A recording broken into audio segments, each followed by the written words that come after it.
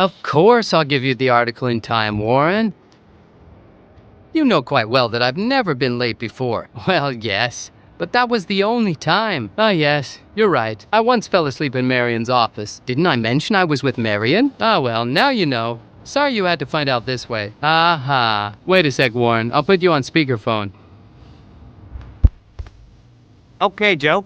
I'll believe you this time. I must have the article in 2 weeks' time. And while you're in Miami, try not to waste time looking at pretty girls in miniskirts and sexy tops. Remember, you're there to do a job. As if Miami was full of beautiful girls. Don't worry, I'll go there. I'll do this important interview with repeat Cardinal Gregorio, and I'll come back with a great story and the right pictures showing all his activities, whether they're secret or not. Joe, don't underestimate the Cardinal. He's one of those men of God who've become more powerful than the Pope himself. He's very influential and he wouldn't think twice about destroying a magazine like ours. Honestly, Joe, he's surrounded by attorneys who can't wait to... Blah, blah, blah. It's always the same old story. Okay, Mom.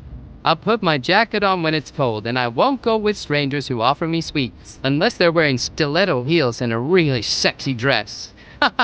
Come on, Warren. I've got to go and pack my suitcase, find my passport, and get something to eat. You wouldn't want your journalist to work with an empty stomach, would you? Let's talk about it tomorrow when I'm in Miami. Okay.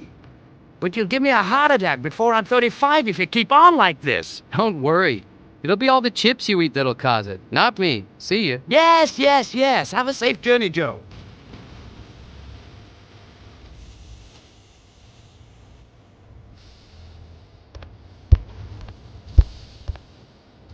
My fabulous 45-inch LCD TV.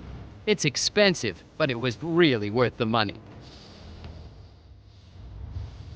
Okay, I admit I'm a little messy, but this means I'm an artistic person, doesn't it? The latest copy of the magazine I work for, the Manhattan Mirror. On the cover, Cardinal Gregorio. I'll interview him tomorrow in Miami, and it will be my next article of the month. Socials, economy, sci-fi, the true story of Sparta, and elves, fairies, dwarves, a great melting pot of genres.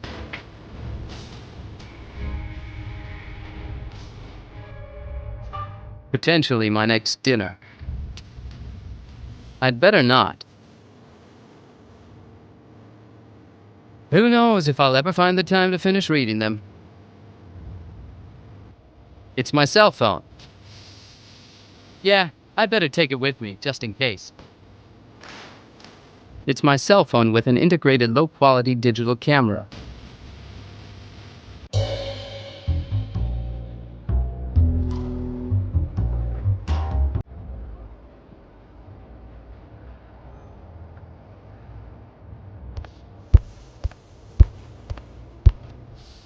No new messages.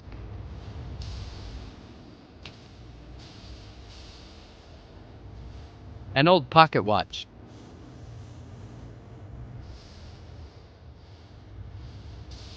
I always have it with me. It's my special good luck charm.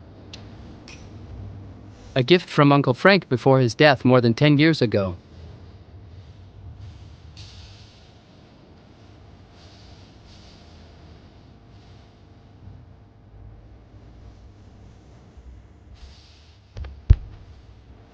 My helmet.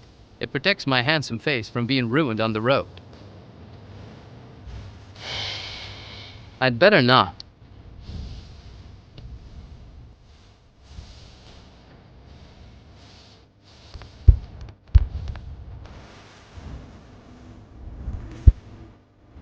Universal Destroyer. Not even aliens could resist its power.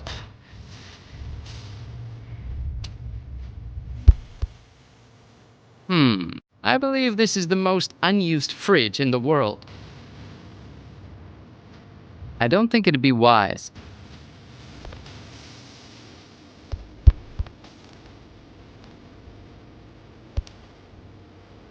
It's an ancient Inca statue. Or was it Maya? I'm not sure. A lot of stuff, all messed up. Sooner or later, I'll lose something important in all this mess. Hey, that's my passport. A poltergeist must have been having fun with it for the last 2 weeks. I'd better take it with me.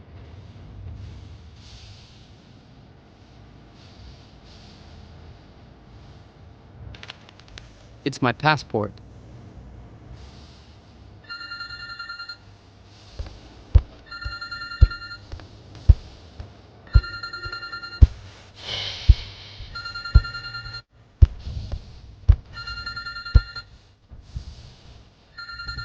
Hello? Hello. Am I speaking to Mr. Danter?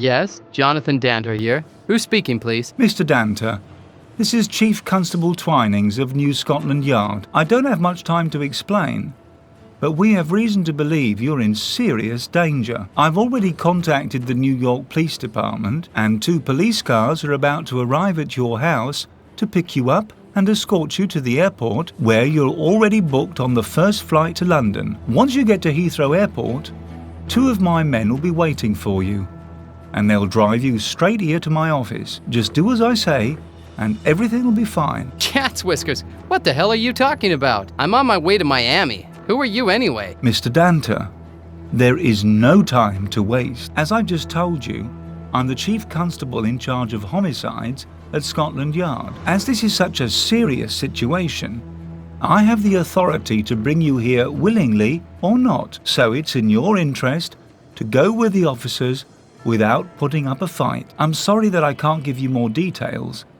but I've got other urgent problems to solve at this moment, and one of them is your safety. I suggest you cooperate with us. See you soon, Mr. Danter. This is incredible. This one time, Warren sends me to a 5-star hotel. The accent was English. His voice sounded really like a police officer's. Unless someone's hired a professional actor to play a trick on me over the phone, I guess I'd better pack my case and go to London. Goodbye, cocktails with little umbrellas in them.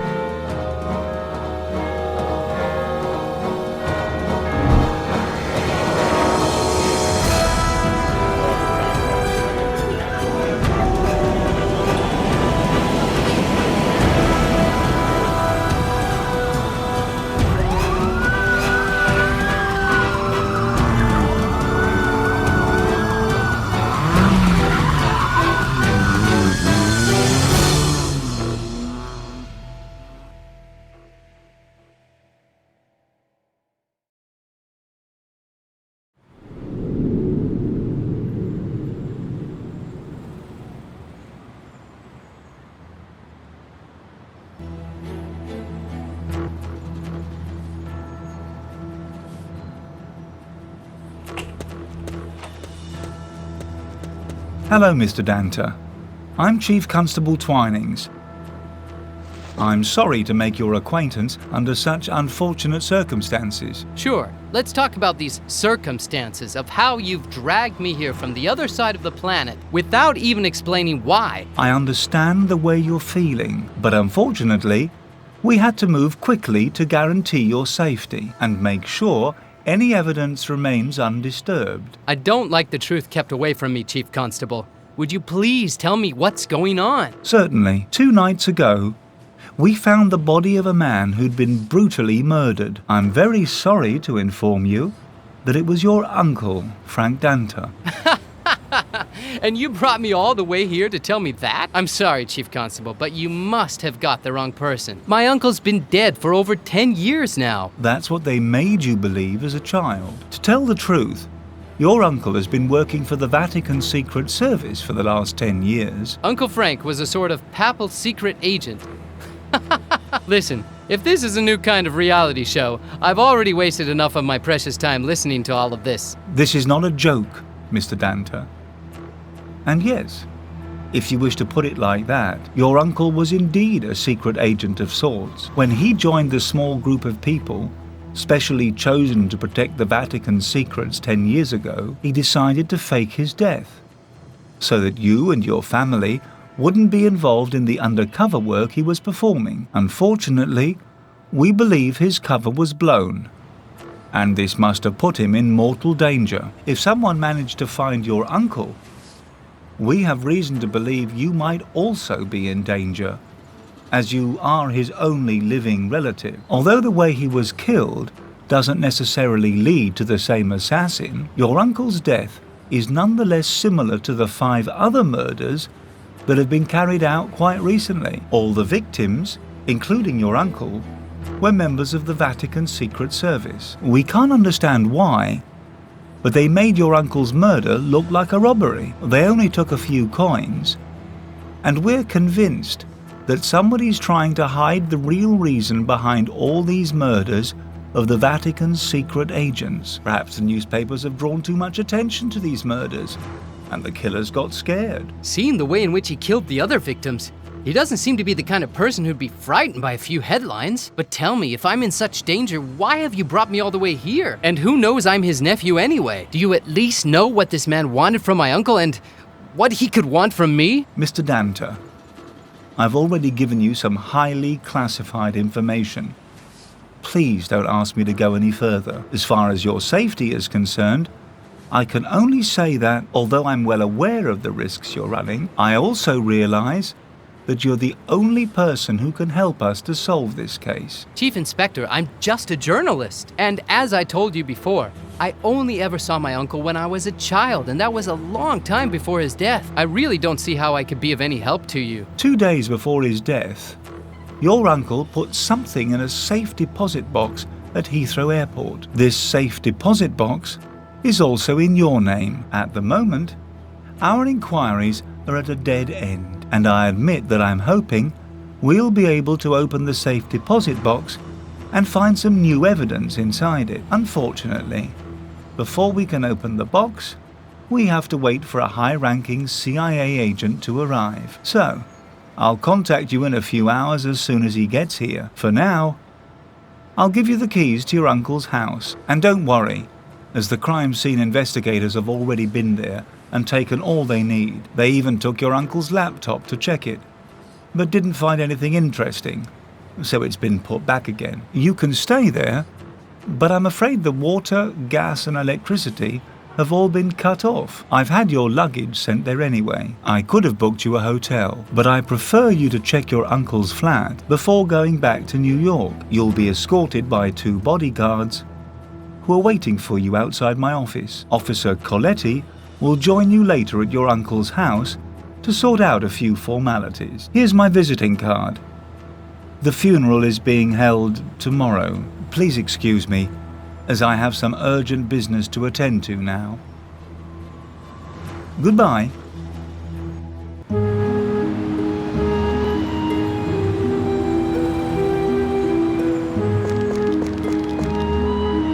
It's an old poster of a dark party, or something like that.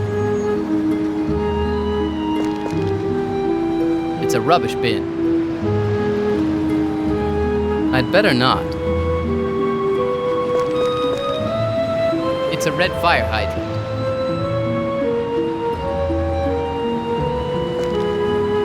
It's number 164. This should be the house where Uncle Frank lived after feigning his death. The doorbells of these old buildings seem all the same.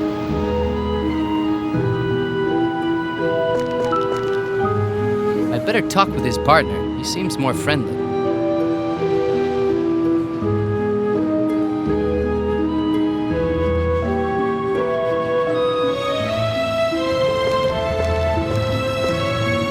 Inspector Twinings has ordered us here to accompany you to Frank Data's flat and to protect you until someone takes you to the airport. Don't worry though, Officer Coletti will soon be here. Is this Officer Coletti a good policeman? One of the best in the murder squad. He's the inspector's right-hand man, and he's solved every case he's worked on. He doesn't talk very much, and he's a bit on in his men, but it's results that count, right? How long will it take him to get here? Not long. He'll be here shortly. Do you both fancy coming to the pub for a pint while we're waiting? No thanks. I really don't think this is the right moment. And anyway, we're not allowed to drink. We're staying here, and you must stay close by. I'd really appreciate it if you go up to your uncle's flat. See you later. Let's hope that I don't get as bored as I was filming ants in Africa. See you later, officer.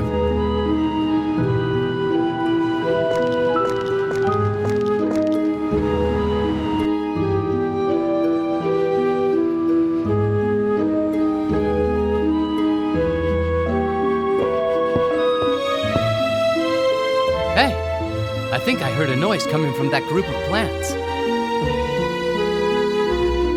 I'd better not. The caretaker should be somewhere around here. I don't think it'd be wise.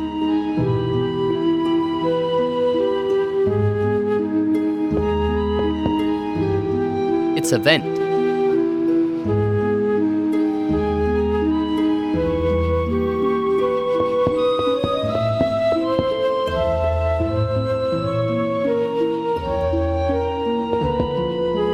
It's just an ordinary bulletin board.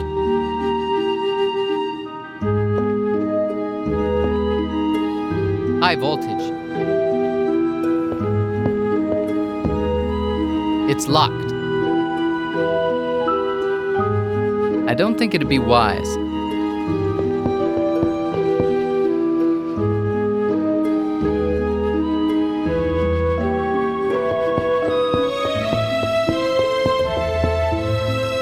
It's a strange black umbrella. Not even for $1 million.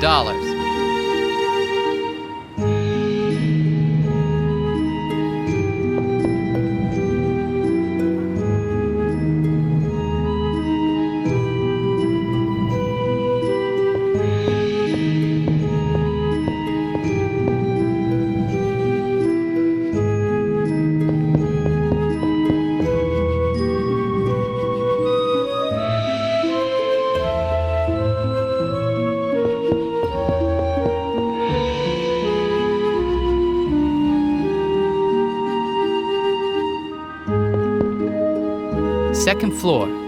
I think this is where Uncle Frank lived.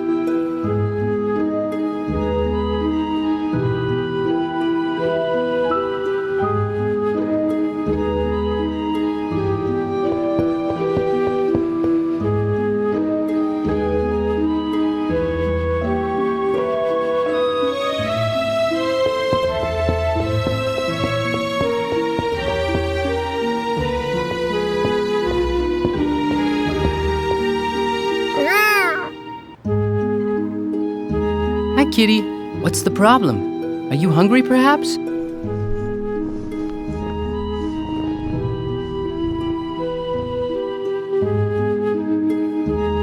What a strange cat.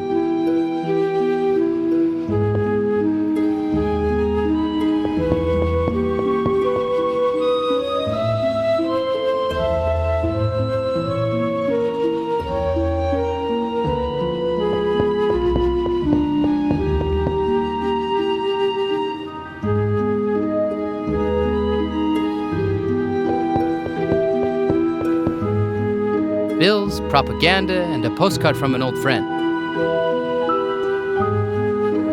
Why should I?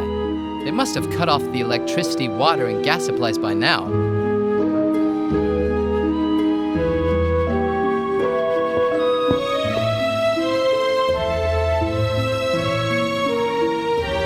Great. I'm stuck in London, and I don't even have a map of the city with me.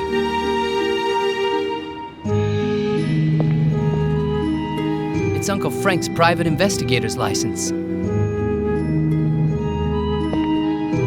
Ah, my suitcase. I must admit that the English police is certainly efficient. I don't think it'd be wise. Incredible. It still seems to be working.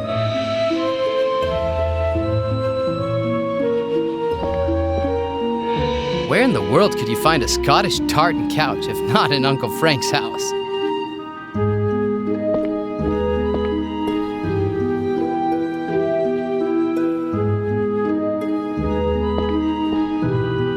Looks like an old radio. I'd forgotten how beautiful London is by night. I must admit, it's even better than New York.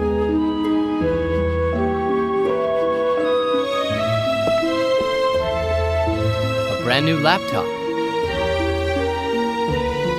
The battery is low and the electricity has been cut off from the house. Maybe it'd be better to turn it off.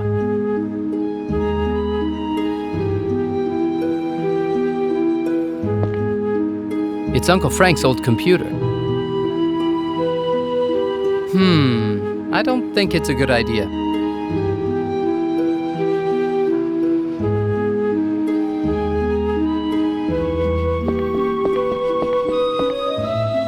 Uncle Frank's old typewriter.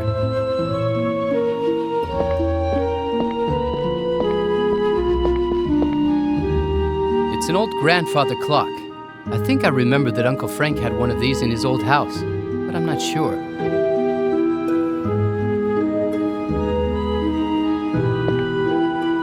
This picture is really wonderful.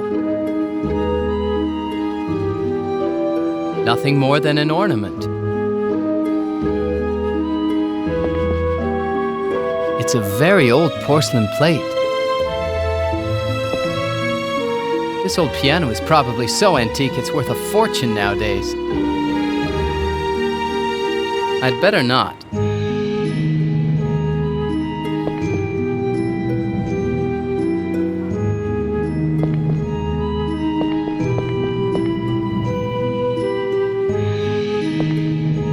This old painting's of an old lady with a calm and peaceful face. Now this is a thing you don't see every day in a house. An oil painting of a dog.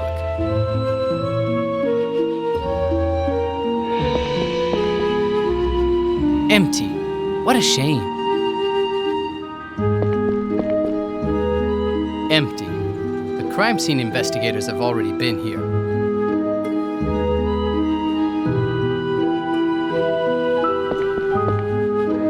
One of Frank's many trophies. He was great at fishing. Oh, now this is more like Uncle Frank's idea of technology.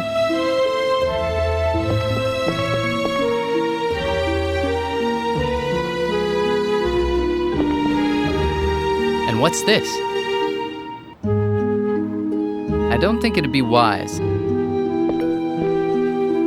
This fridge seems to be new. Just a pair of hot pads.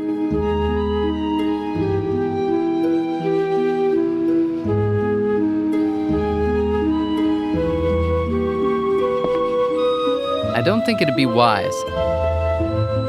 It's completely empty.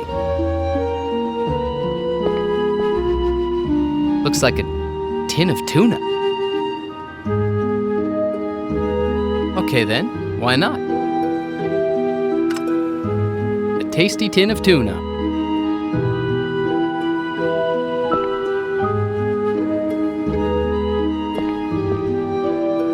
A shower? But Uncle Frank hated showers. He always said that he wouldn't exchange his old bathtub even for a shower made of gold. It's a toilet.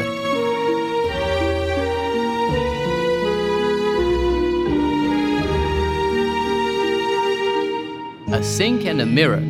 No water. It must have been cut off.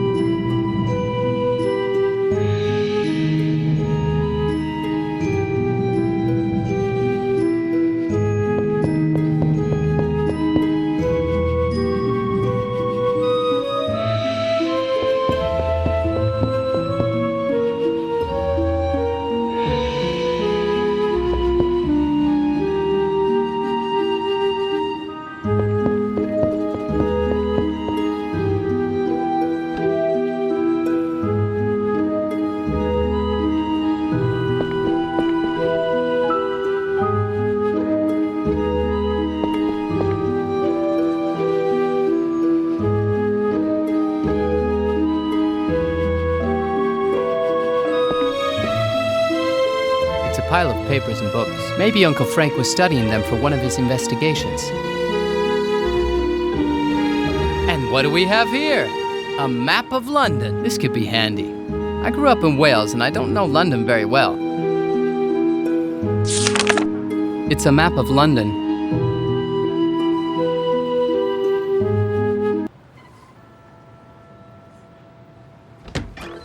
Hello, Mr. Dante. I'm Lieutenant Coletti. Oh, at last! Chief Inspector Twining said... Surprise, surprise, right? If you don't want to end up like the two agents down below, you better follow me to the airport and give me the contents of the safety deposit box. Hey, mate! Let's talk about this, okay? There's no need for you to point that thing at me. Personally, I don't give a damn either about this safe deposit box or whatever's going on. Lucky you. That means you'll soon forget about all this. Don't move, Coletti.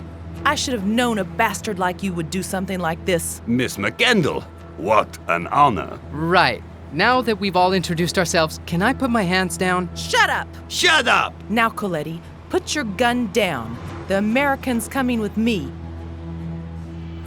Cat, you and your father never give up, do you? The American can go with you now, but don't think this is the end of it.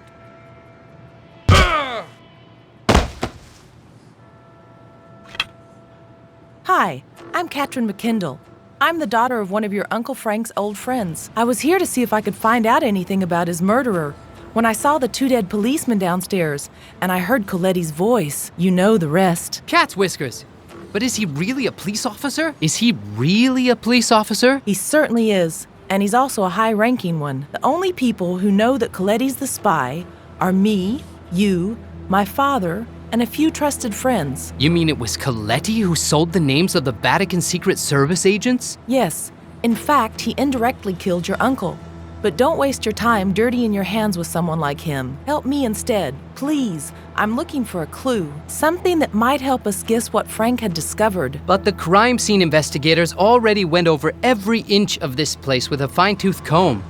What chance have we got of finding anything? I knew Frank better than anyone. During a case as important as this, he'd never have left evidence on his desk. And anyway, the crime scene squad is mostly made up of undergraduates who've joined just because they enjoy the TV series. Frank was one of us.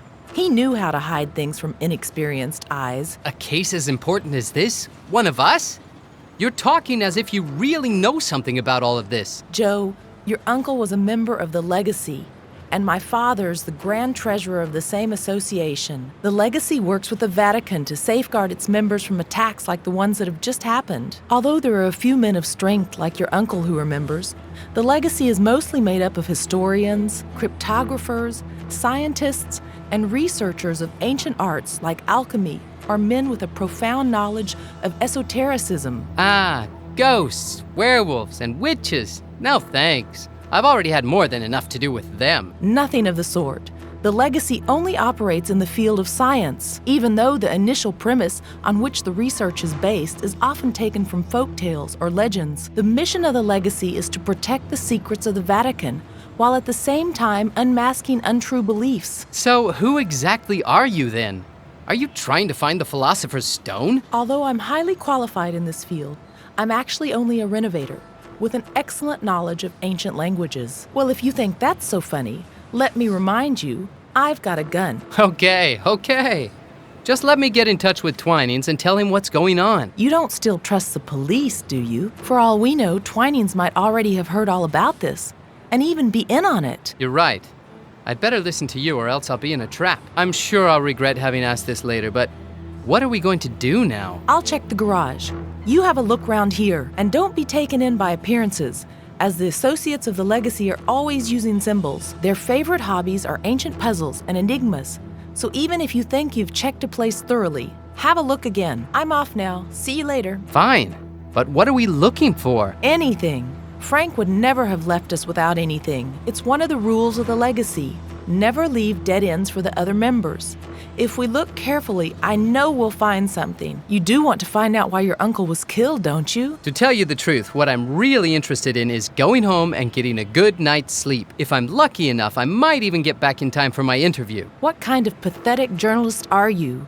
You're up to your eyes in a case involving Scotland Yard, the CIA, and the Vatican Secret Service, and you want to give it up, along with a chance of winning the Pulitzer Prize? I knew I should have listened to Warren when he told me to carry on making documentaries for the Ancient Channel and Channel Earth. Ancient old mummies and monkeys picking fleas from one another never hurt anyone. You're quite right about the monkeys, but I'm not so sure about mummies. Tell me something. How come your eyes are two different colors? Were you that frightened when the gun was pointed at you? Ha ha ha. Very funny. What was that then? A touch of English wit? Maybe I've been living too long in the States and have lost my sense of humor. Okay, we'll get back to you some other time. Come on, let's hurry up.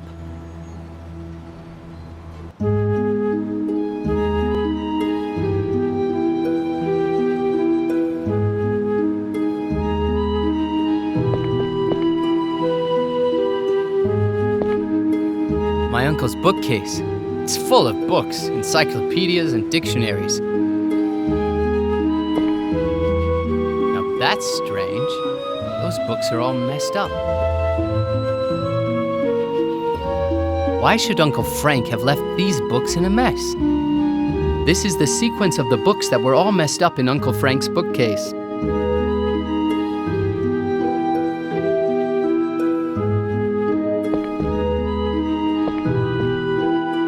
I remember music cradling me like a lullaby on those nights when I slept at my uncle's old house.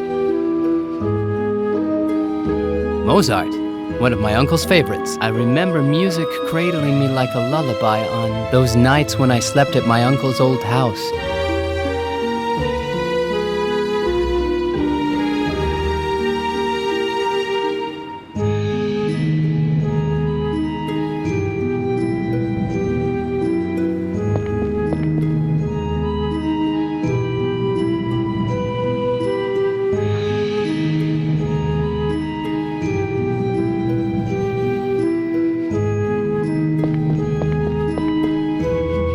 I remember him writing all his reports on this noisy thing. No computers or stuff like that.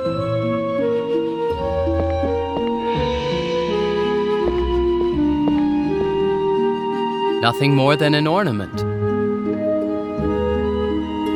This poor knight has lost his sword.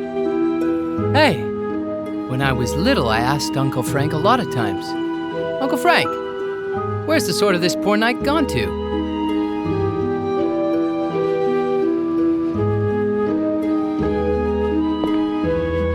It's an old grandfather clock. I think I remember that Uncle Frank had one of these in his old house, but I'm not sure. It seems broken. It stopped at 10:10. I remember when I was little and I used to ask, Uncle Frank, why is your grandfather clock always at 5:55? Strangely, Frank never wanted to repair this clock. Why would he do something like that?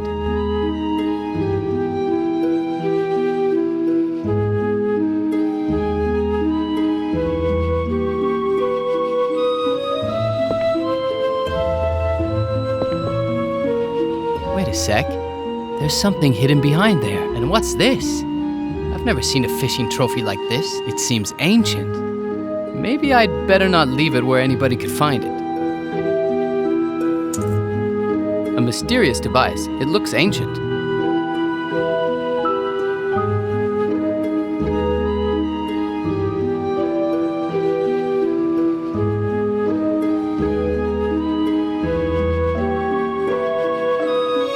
There's a mechanism with 5 Roman numerals, just like the 5 books on Frank's bookcase.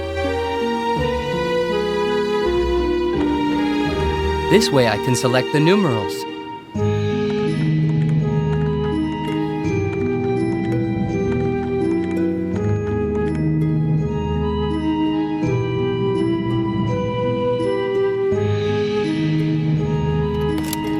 Aha! It opened! It looks so ancient, I'm nearly afraid to touch it.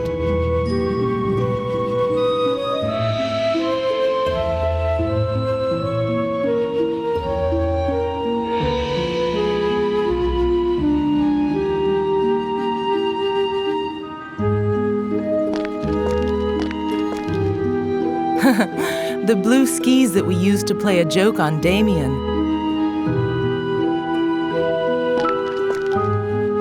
Wow, I thought that in central London, all houses had new fuse boxes.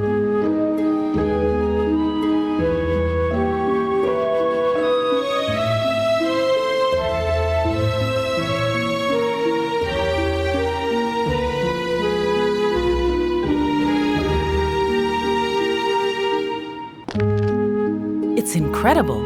Even the cupboard in Frank's garage are neat and tidy.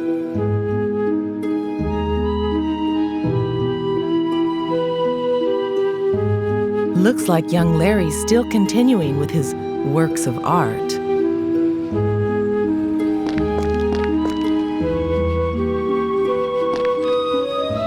What's that flicker?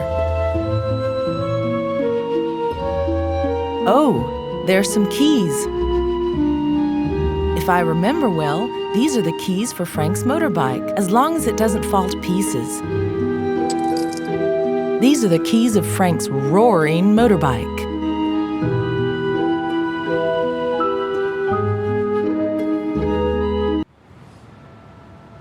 Do these mean anything to you? Well, they're symbols, perhaps from an ancient language, but they're not Latin or Greek. And they certainly don't seem to be Asian. You're not telling me you can speak those ancient languages. I can't speak them, but I can translate them. Come on, let's get out of here. I've found the keys to your uncle's motorbike. I'll take you to my father. He'll know how to decipher that piece of parchment. You found the keys? But how did you get here previously? By bus, of course. What a stupid question.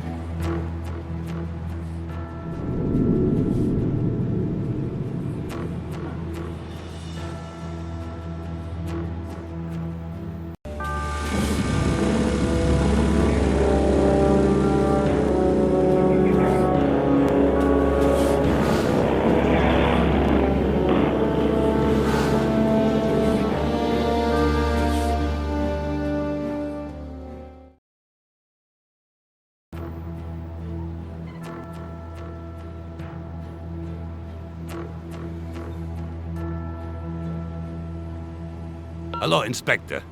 Coletti here. I'm afraid Mr. Dante has escaped. He was helped by Catherine McKendall and, regretfully, we lost 2 men. Yes, he shot them in cold blood, sir. Of course, I'll have an identity kit made and sent out to all the stations. Sure, sir. It'll be the first thing I'll do as soon as I reach my office. Bastards!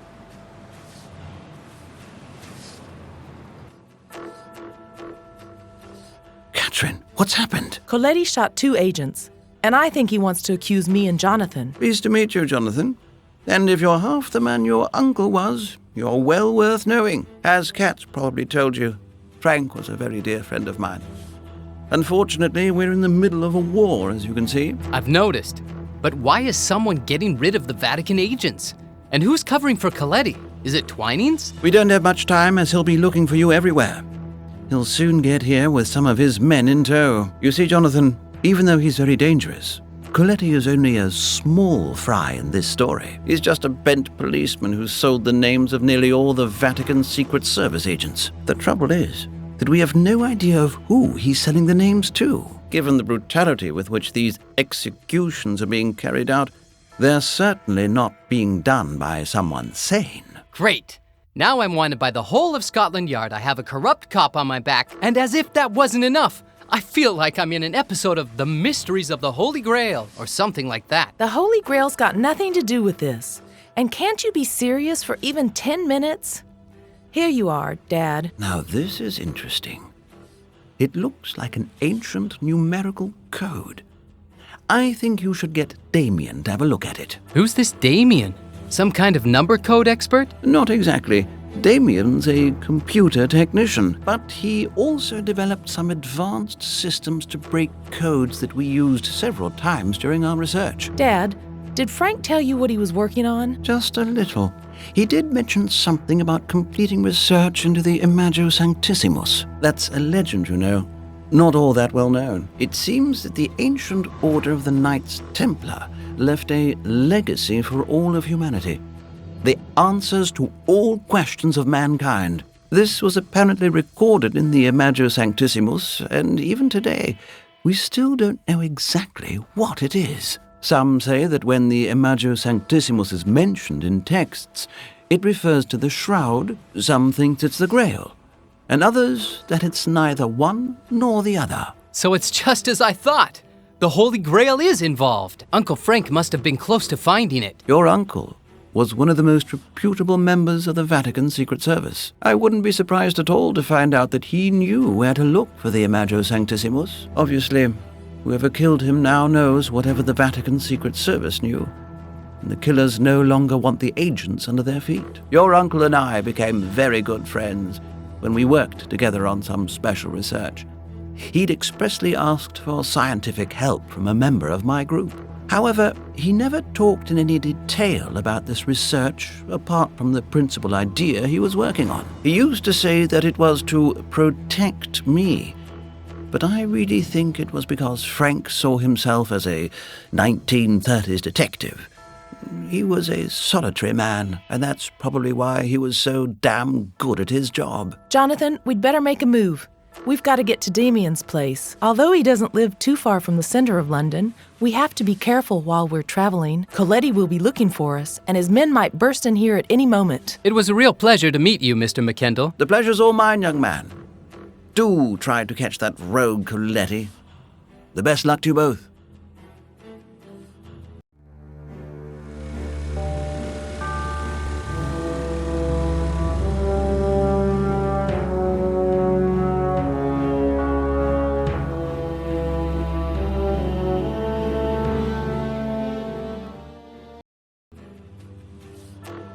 Hi, Kat. Good to see you. Who's your friend? This is Frank's nephew, Jonathan. Jonathan, this is Damien. Pleased to meet you.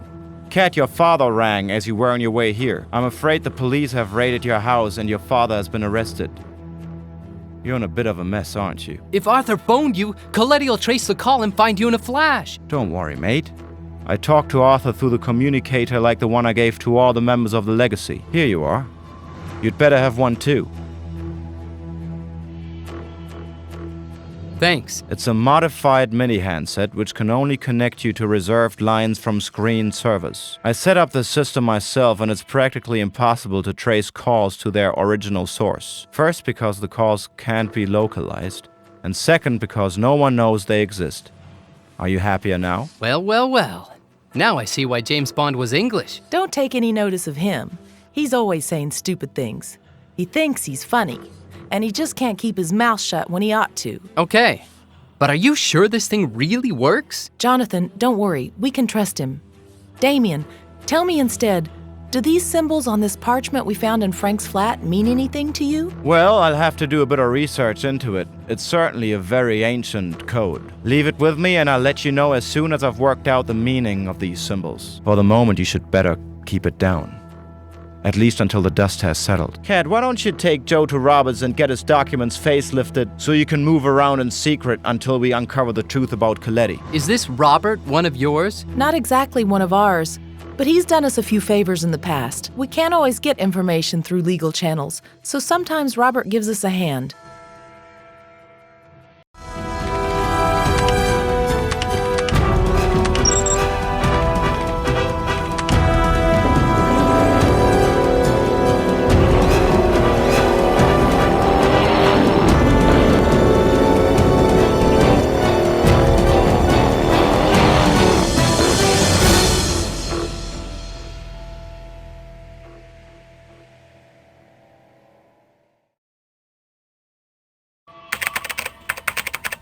Hi, Kat.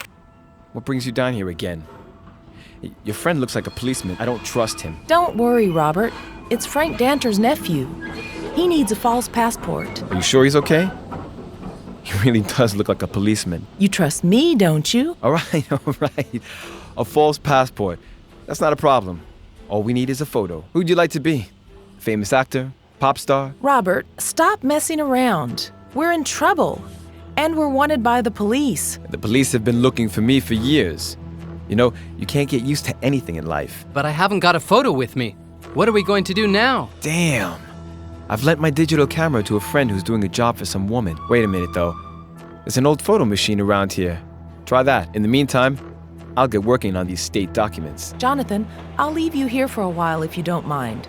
I just have to rush back home to see if I can get in touch with my father again and find out if Coletti's men have done any damage. But the police will still be there. It doesn't seem like such a good idea to me. Don't worry, I'll be careful, and that way I'll be able to pick up my false passport. You've got a false passport too? One of my best jobs, even if I say so myself. A real work of art. While working for the Legacy, Kat managed to get into the most unlikely places using it. And she hasn't been stopped yet. I'm a genius. Promise me you'll be careful. You sure you're not a policeman, mate?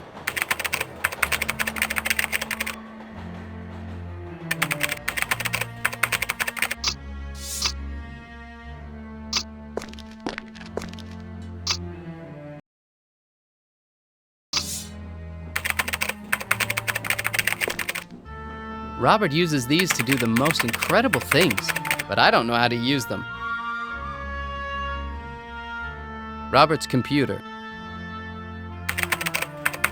Robert has a lot of DVDs. Shall we read a couple of movie titles?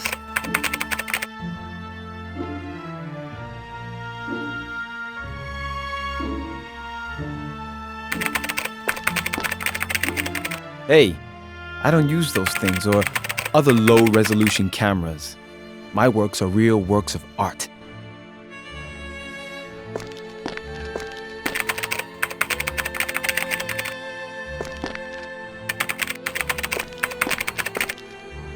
I don't agree with using girls' bodies to take sexy photos, but I can't help but admire such splendor.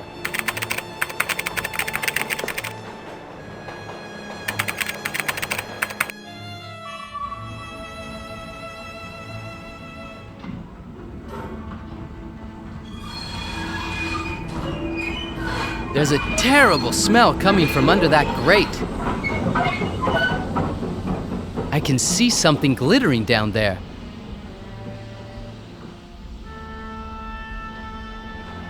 It's probably a coin, but I can't identify it from here. I don't think it's a good idea.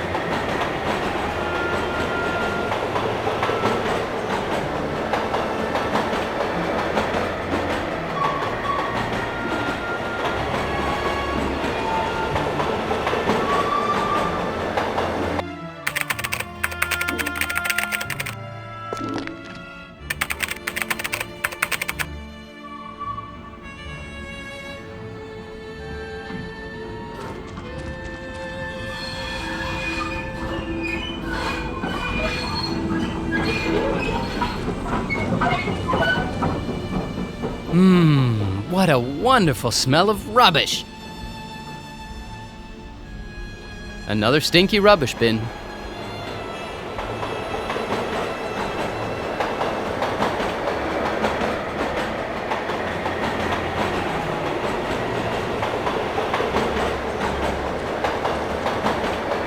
It's some rusty old machinery.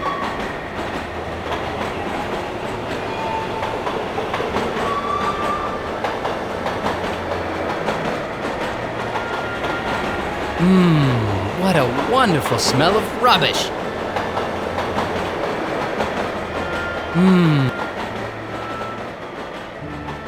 There's absolutely nothing I want in there, and I'm certainly not going to become a garbage collector. I'm not going to put my hands in that, so please don't ask, okay? Do I look like a garbage collector to you? I'm not going to put my hands in that, so please don't ask, okay? I'm not going... Oh, okay then. I'll kick it, but only once.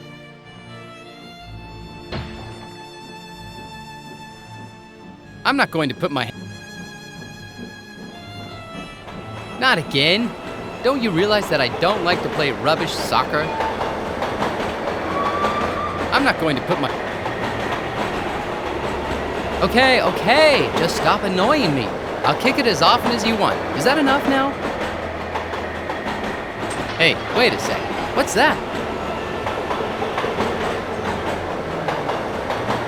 I'm not going to... Bottle of wine, still unopened. A drunken tramp must have lost it or hidden it here. A stinky but new bottle of wine. It's still closed.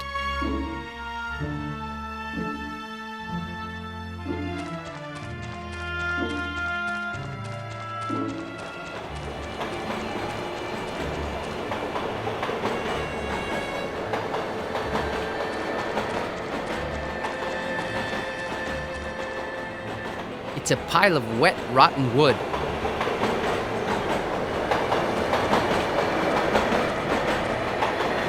It's a puddle full of rubbish. 2 buttons, a piece of shoelace, some papers, etc. Okay, I'll have a closer look at it. It's an old shoelace or something like that. Okay, I'll pick up the piece of shoelace, but I'll leave the rest of the stuff there. A piece of an old wet shoelace.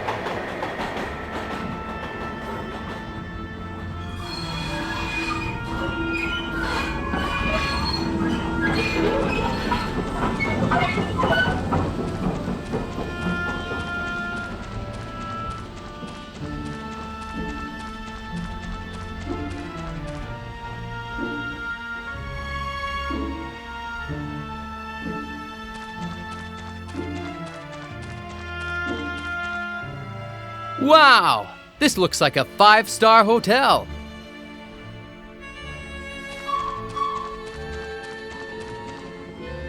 It's a rubbish bin.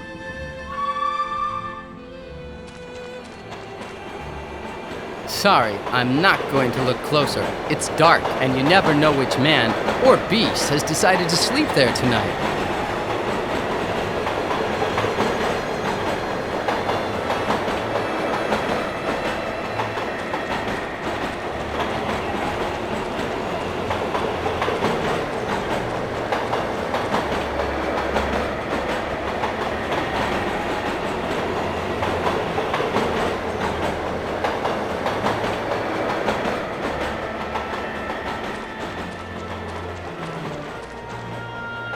This is what I call recycling. A fridge abandoned in the middle of the road. There's an old melted strawberry ice lolly inside the freezer. Someone crazy must have thought that this was the best place to keep it, even if the fridge isn't on. Let's hope I don't get dirt all over my trousers. I prefer orange flavor.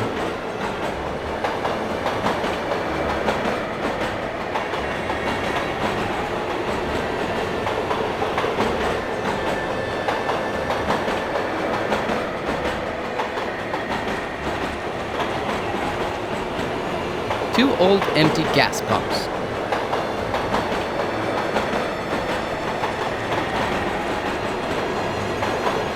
A bush filled with rubbish. This yogurt pot is still sealed. I'll pick it up, but don't ask me to eat it, okay? Looks like a kind of school science experiment lost by some careless kid.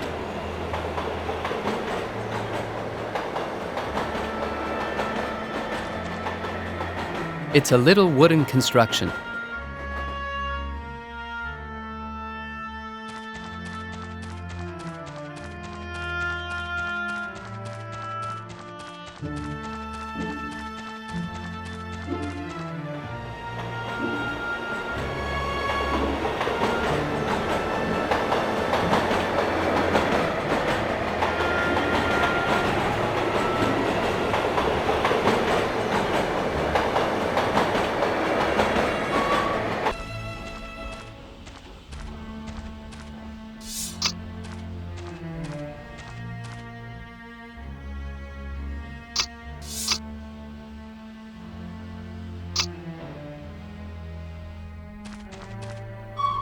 Not only does it look abandoned, but someone has also set it on fire.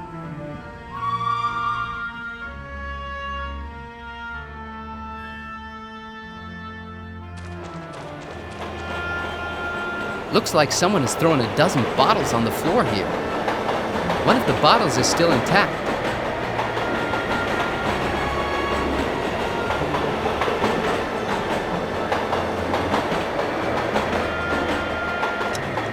An empty, stinky bottle. I haven't cut myself and I'm not dying, so one of the bottles really was intact. Dirty, but intact. The end of the world. The end is near, I tell you. Oh, holy God, save us all. And flames will fall from the sky. The light will burn our eyes, and then darkness will fall for years and years. Clouds of venom on us all. Run! Find yourself a shelter. Run! Hey there, do you want a couple of pounds?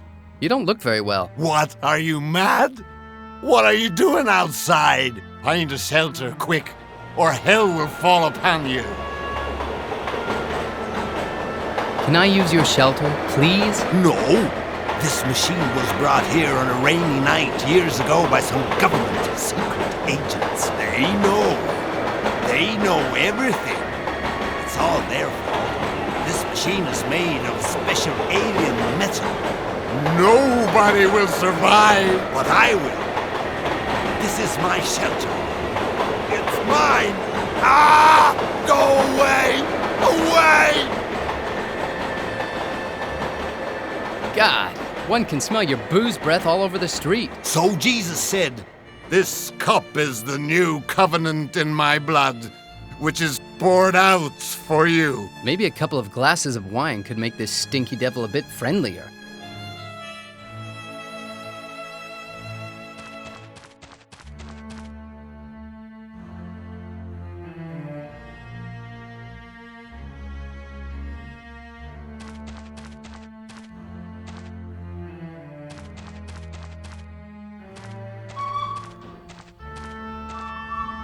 It would be a miracle to find anything intact inside it.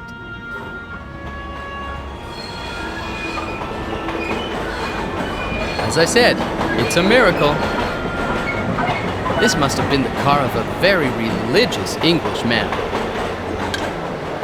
It's a miracle this thing didn't burn in the car.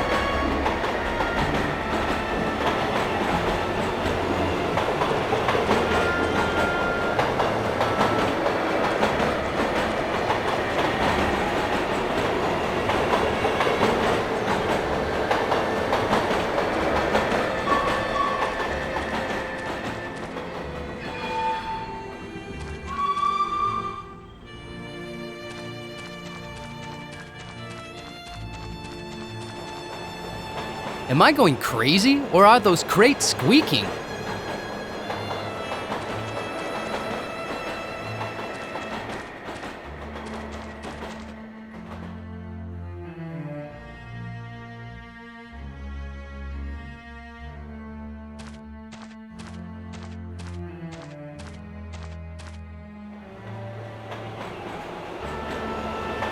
Who are you? How did you manage to survive the apocalypse? Oh my God, you're a mutant. I know. It's just like Larry said. You're going to eat my brain. Oh no. And this is a nightmare. A nightmare, I say. Hey, wait a second. What's that? It's a bottle of wine. Thank God! A bottle has been saved and I got hold of it. I must... I have to take it to a safer place. It's mine. Give it to me! It's all mine! My precious bottle. That tramp would have won an Oscar. If only he didn't believe in the crazy things he's saying.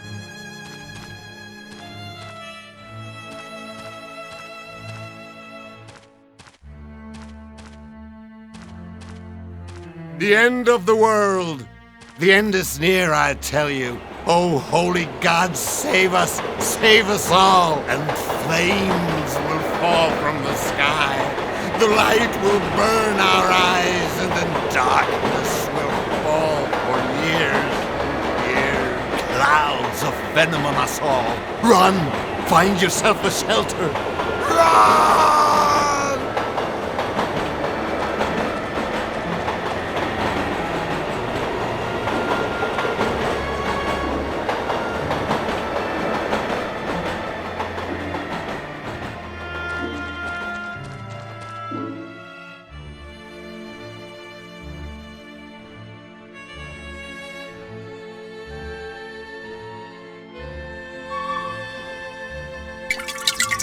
It's nearly full of water.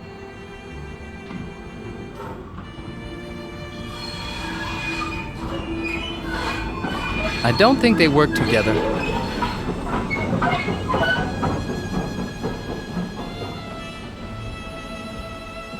It almost looks like wine. It's a little wooden stick.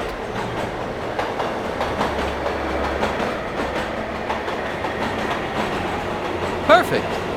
The smell and the consistency are similar to a Chateau of 1984. Expired.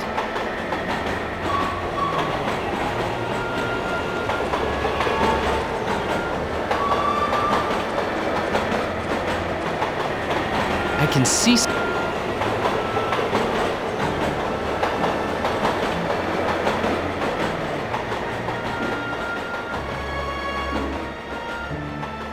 a magnetic fishing rod.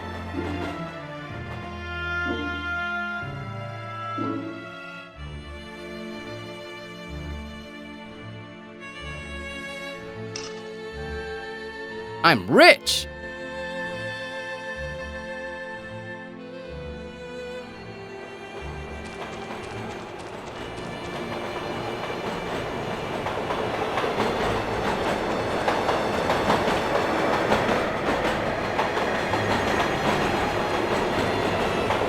I need a coin. One of those silly coins that usually fall in the dark depths of a street grate or stuff like that.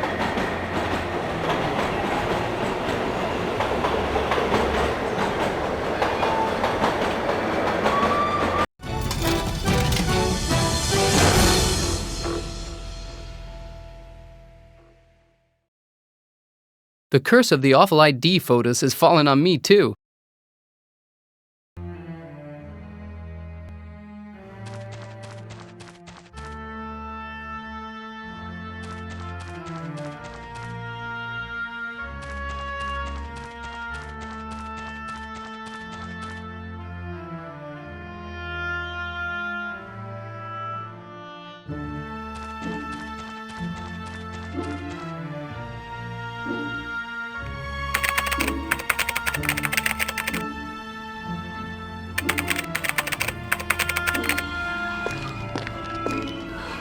Have you got the ID photo? Here it is.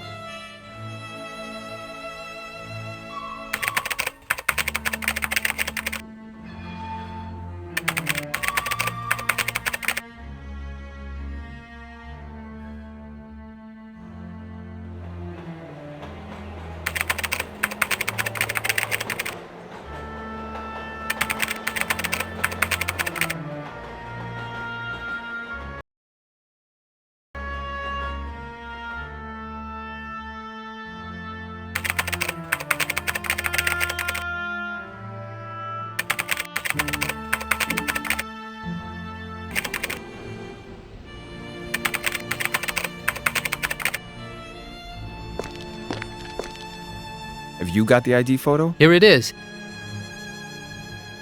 Great. I'll start working on your passport straight away then. See you later.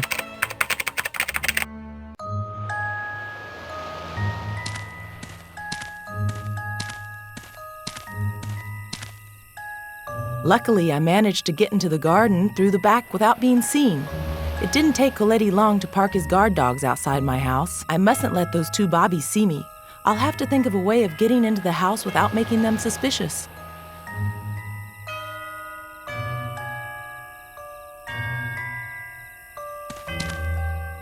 A little garden lamp.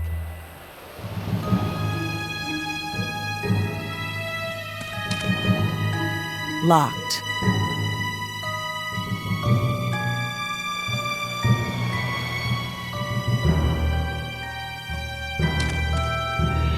It looks as if the lights on the first floor are all turned off.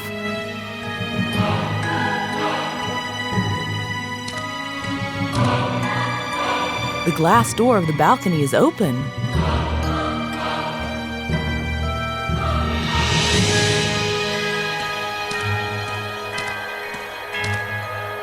My wonderful climbing roses. Ouch, I can't do that. There are too many thorns.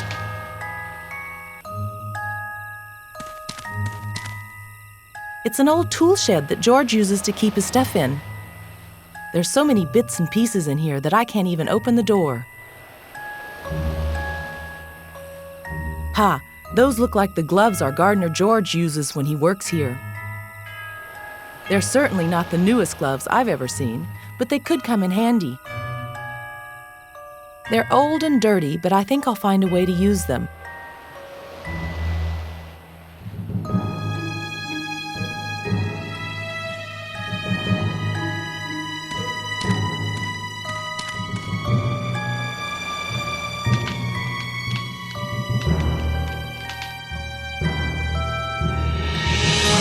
Got much time.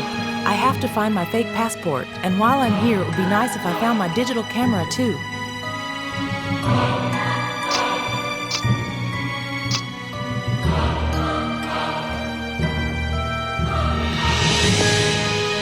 It's a mirror with a frame of the 17th century.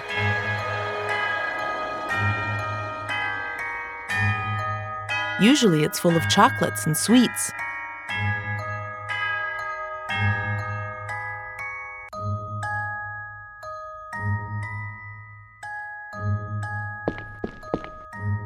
My father's bedroom.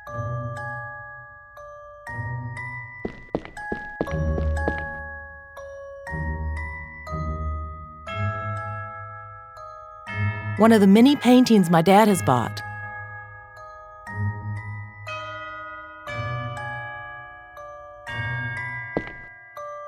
This heater is turned off.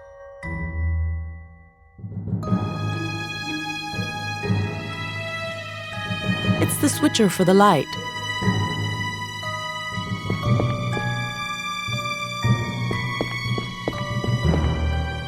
This is my bedroom. I'd better not. The policeman in front of the door could be alerted.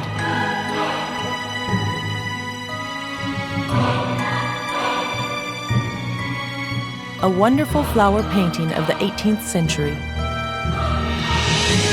Don't tell anyone, but behind it there's my father's safe.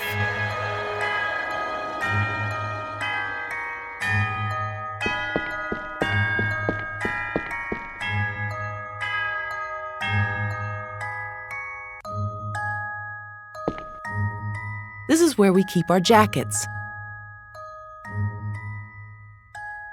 It's an ancient golden tray.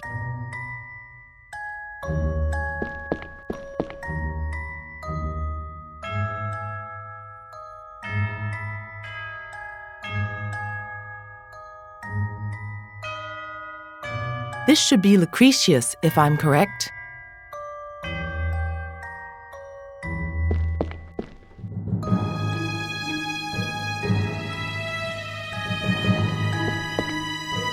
Papers, documents, and other stuff. Knowing my father, there could be an original copy of the Magna Charta around here. My fake passport. It's not the Magna Carta, but it'll surely be more useful. Robert's best work.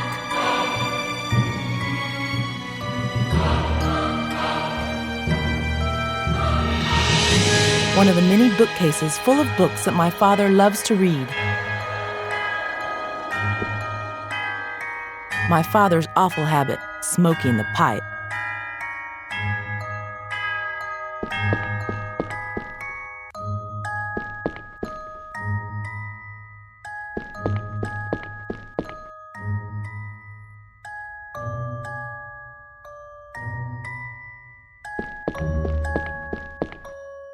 Books, books, and more books.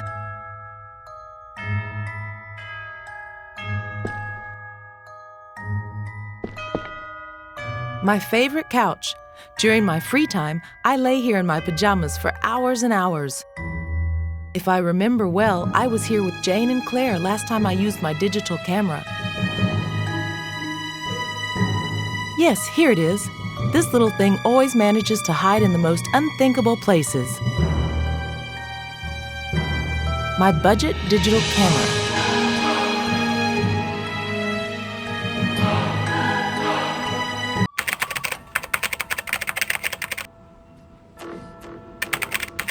Welcome back, Kat. I've sorted out your friend's passport, okay? Now he'll be known as Daniel Brown. Actually, I'd have preferred something a bit more classic, like John Smith or Mr. Johnson. Jonathan, this is no time to... The name's Daniel, if you don't mind. Okay, Daniel. There were only 2 policemen posted outside my house. Getting in through the window was child's play. Coletti must have thought we'd never be so stupid to go back to my father's house. Unfortunately, though, my father has been arrested by Scotland Yard. There are scores of police looking for us everywhere. It's Damien. He's got some news.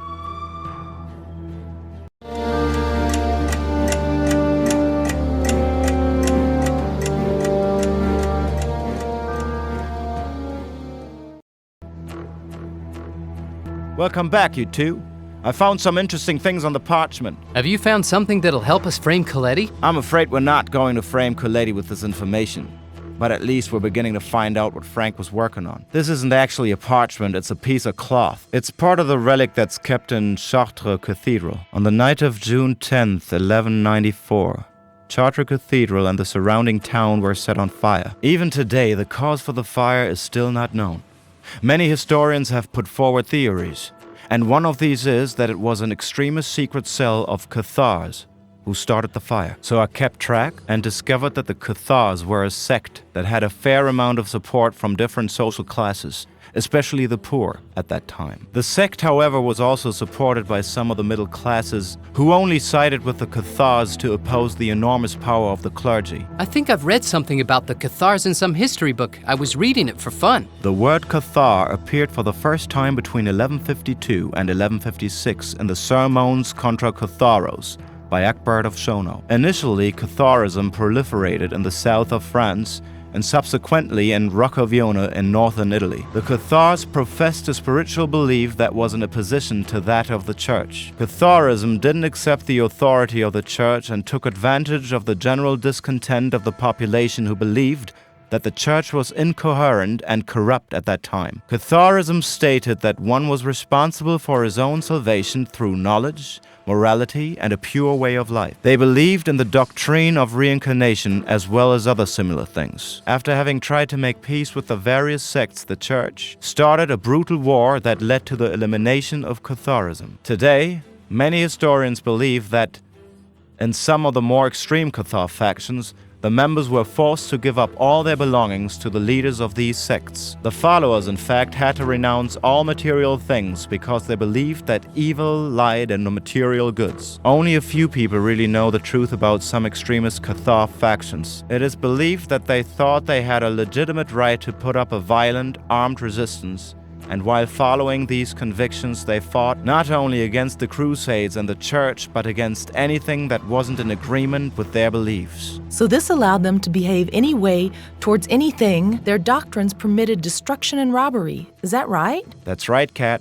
Their belief that any material thing was intrinsically evil found its focal point in the idea that Christ was an angel, but the human Christ who ended up on the cross was a material being and therefore had to be a demon. That's certainly an original idea. A complete distortion of the values of good and evil based on the material and the abstract. I must admit that these people are interesting. Above all, this might help us to understand the mysterious rituals that the journalists keep talking about in relation to these recent murders. Precisely. However, where were we? Yes. That's how the middle classes suddenly found themselves with enormous amounts of money given to them by the followers of the sect. And as if this wasn't enough, the more extreme factions had an army of soldiers ready to kill, destroy, or steal to prove that all material possessions were evil. The middle classes had this terrifying weapon pointed straight at the church. Okay, I'm with you up to now. But why would they have burned down the Cathedral of Chartres? And above all, why would my uncle have had to protect a fragment of the relic? The presence of these symbols on the cloth makes me think that the whole relic is covered with coded information. This doesn't really surprise me, as it seems that the relic was one of the many treasures of the Knights Templar. So the Knights Templar are involved in this story too? Not directly. As you know, the Knights Templar used to hide their secrets using ambigrams the majority of the people couldn't understand. So I believe the Cathars wanted to destroy the relic so that its secret wouldn't be passed on. The Imago Sanctissimus.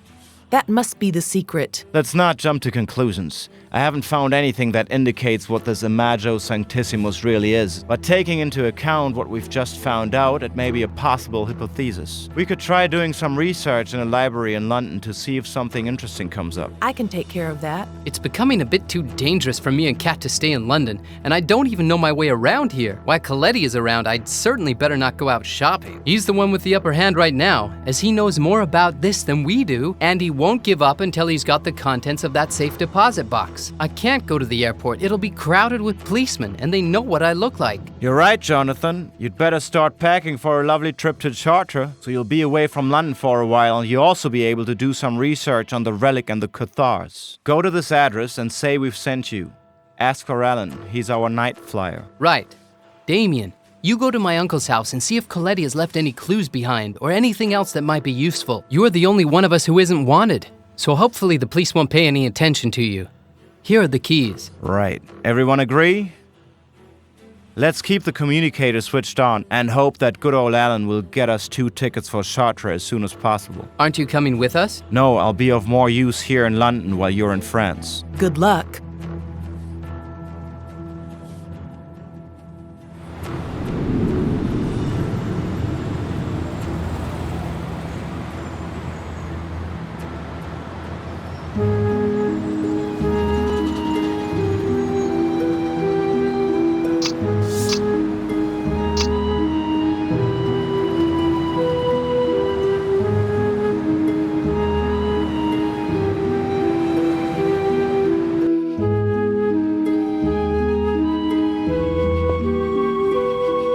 God, Coletti has really lost his mind. He has to be stopped.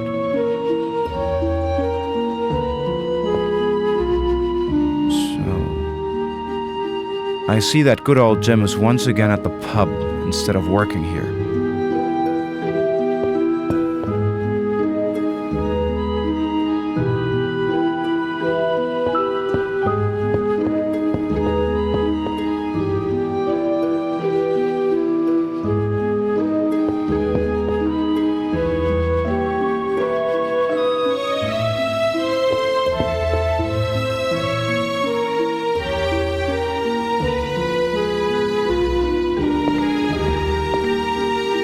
Sometimes Frank and I listen to old music on this gramophone.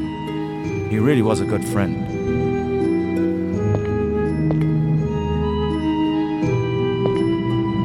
And here's my best friend, Frank's new laptop. Let's see if I can find something useful in here.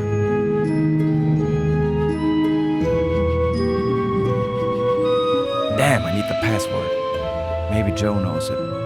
I never managed to find out from Frank what it was. Maybe I should try asking Joe for the password.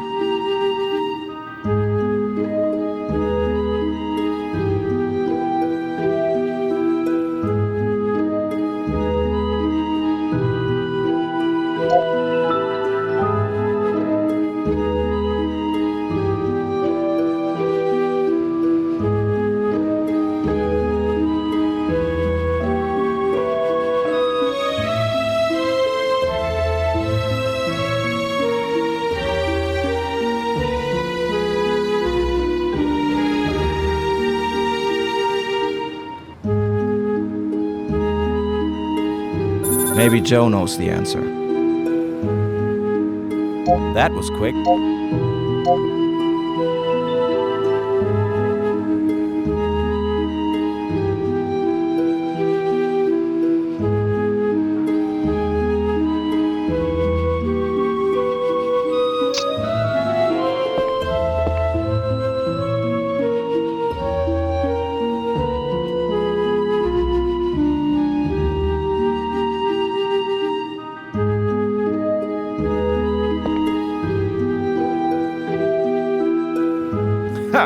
My little hacking program never fails me, and here's something Kat will find interesting. The titles of the books that Frank wanted to study for his investigation.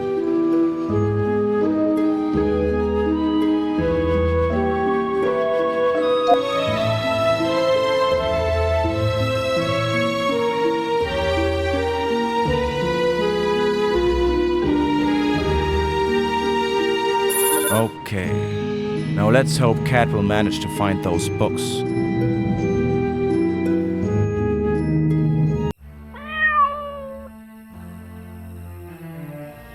Here, pussy, pussy, pussy. What are you doing here? One thing is for sure. Either all the cats in England look the same, or this cat is the one I saw at Frank's.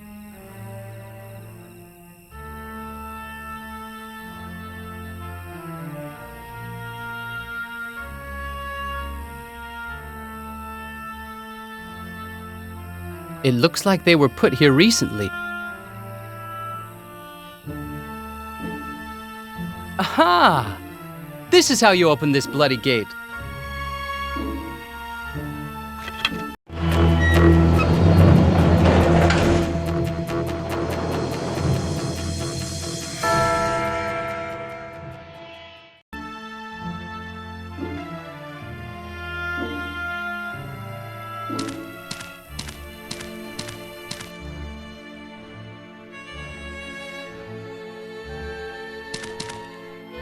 Something really dangerous. A nail gun or similar. No thanks. I know I'd get my hands or feet nailed if I touched that thing.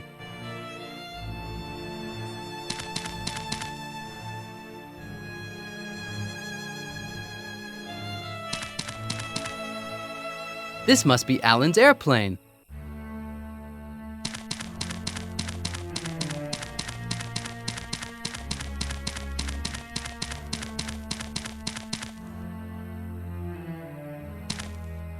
It's full of names, places, and dates. An old TV. A rubbish bin. It looks like a used canister that once contained ammonia. I really must stop robbing stuff from rubbish bins. It seems like there's still a bit of ammonia in here.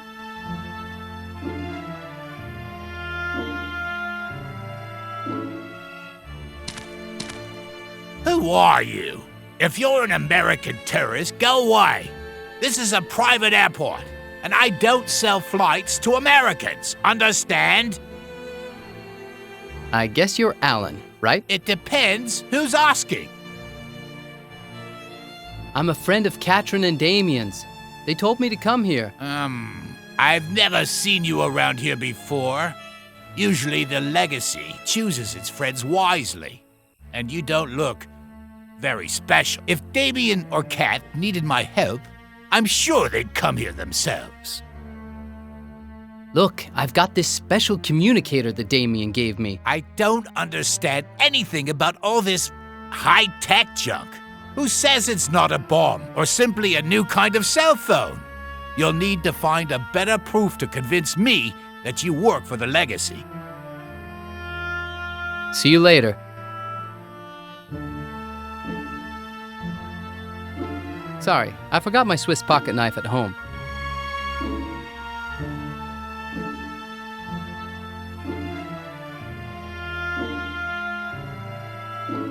That's one of Robert's fake passports, right? Let me have a look. Yes, it's definitely one of Robert's. This means you probably really have been sent here by Damien and Cat. What do you need? Finally. I was starting to doubt I'd ever manage to convince you. We need to get away from London for some time. Okay. Where do you want to go? We need to fly to Chartres in France. We have to study its cathedral. Okay. Now, the only problem is to find a new spark plug for my plane. Sorry, but can't you just order it? Sure, pigs might fly. Have you had a look at my plane? It's a one-of-a-kind model. I built it piece by piece more than 20 years ago. Finding spare parts for it is not so easy nowadays. Where can we find this piece you need, then? One night, I caught a group of drunken boys playing around my plane. I sent them away shouting and screaming, but I wasn't quick enough. They had already stolen the spark plug. Don't ask me why. I really can't understand how the minds of those idiots work. Do you know where I can find them? Probably in a pub or a disco, trying to find the newest drug, or worse. You build it piece by piece? Sure, but it's a long story. And stop pulling that face. It flies perfectly. I'll see you later, Alan.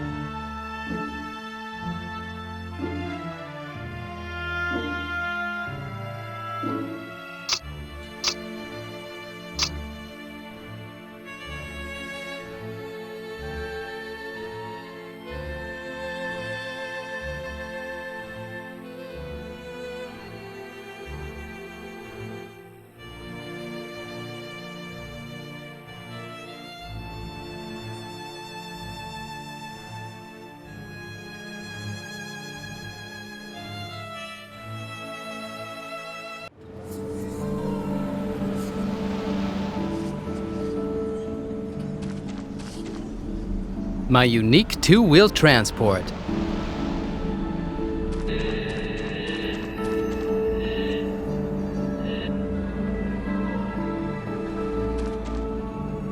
It's only a piece of newspaper full of fish and chips oil.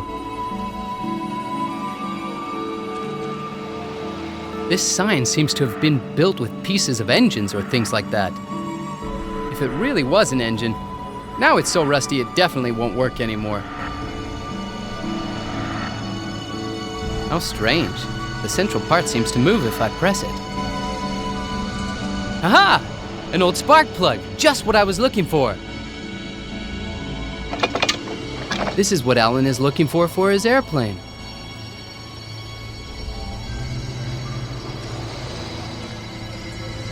Hunter's Blue Skies Tavern. It's closed.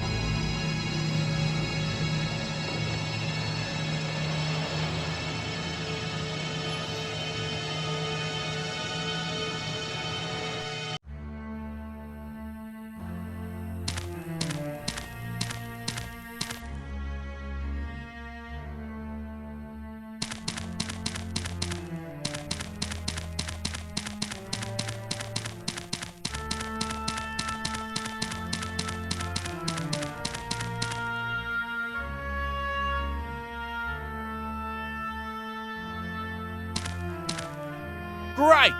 I hope you gave those idiots a lesson in good manners. It'll take me a couple of hours to prepare my play. Okay, see you in a couple of hours then. See you later, boy. Thanks. You did a great job. I misjudged you. No problem at all. It was a pleasure.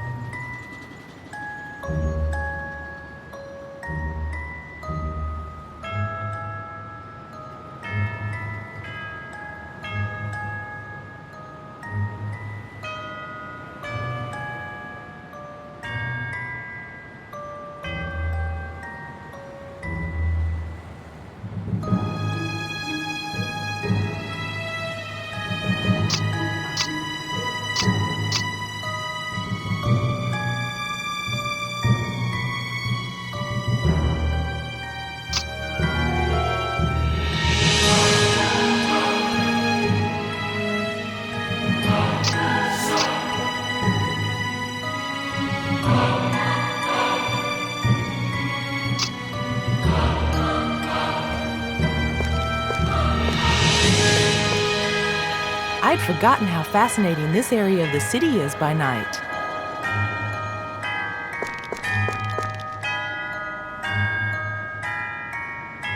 Great, the lights are still on.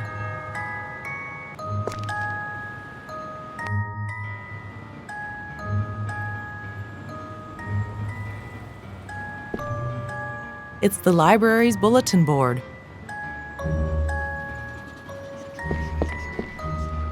Probably something from the last terribly hot summer we had.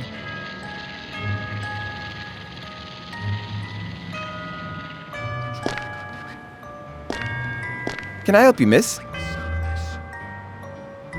Are you the caretaker? I'm the librarian. Where's everyone? This place is usually full of students, but today they've all gone to an important meeting or something like that. The Mysteries of the Knights Templar by Wooden Gutenberg.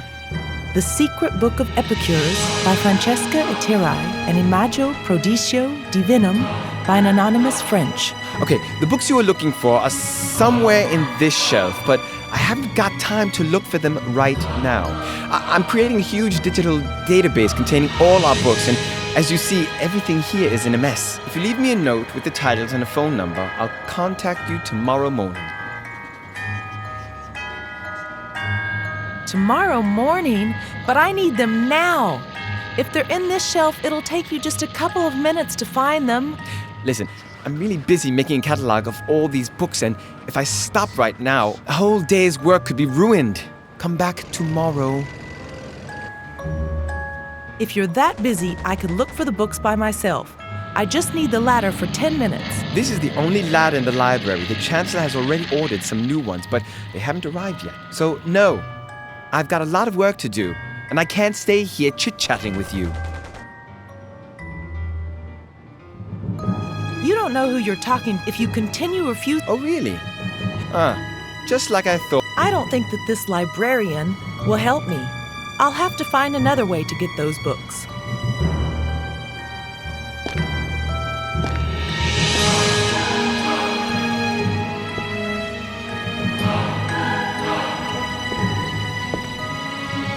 Mysteries. I can't. The librarian would see me, and I would be in big trouble.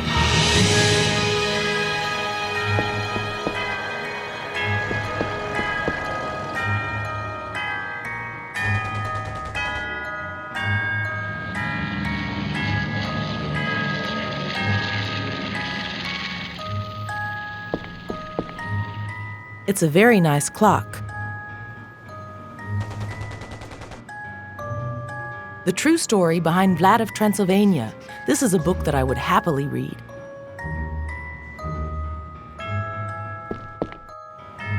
Essential in every library.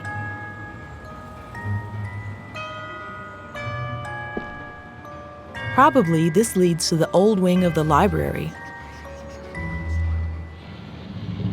This intercom can be used to call the other phones inside this library. Students use this station to listen to music or watch documentaries inside the library. It's showing a documentary. Looks like the same old documentary on the Second World War. Essential in every library. I'd better not. A wobbling pile of books. Done. And now someone must pick them up. Librarian!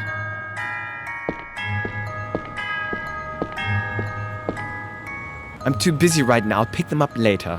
I have to find another way to distract the librarian.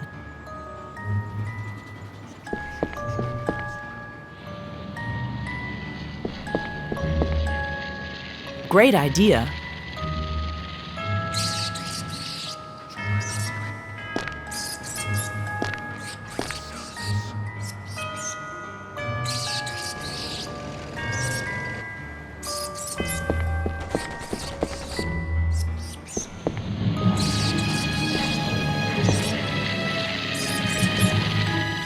This is one of the books I was looking for.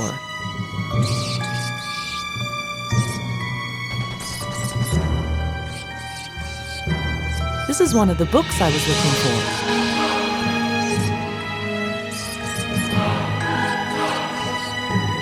This is one of the books I was looking for.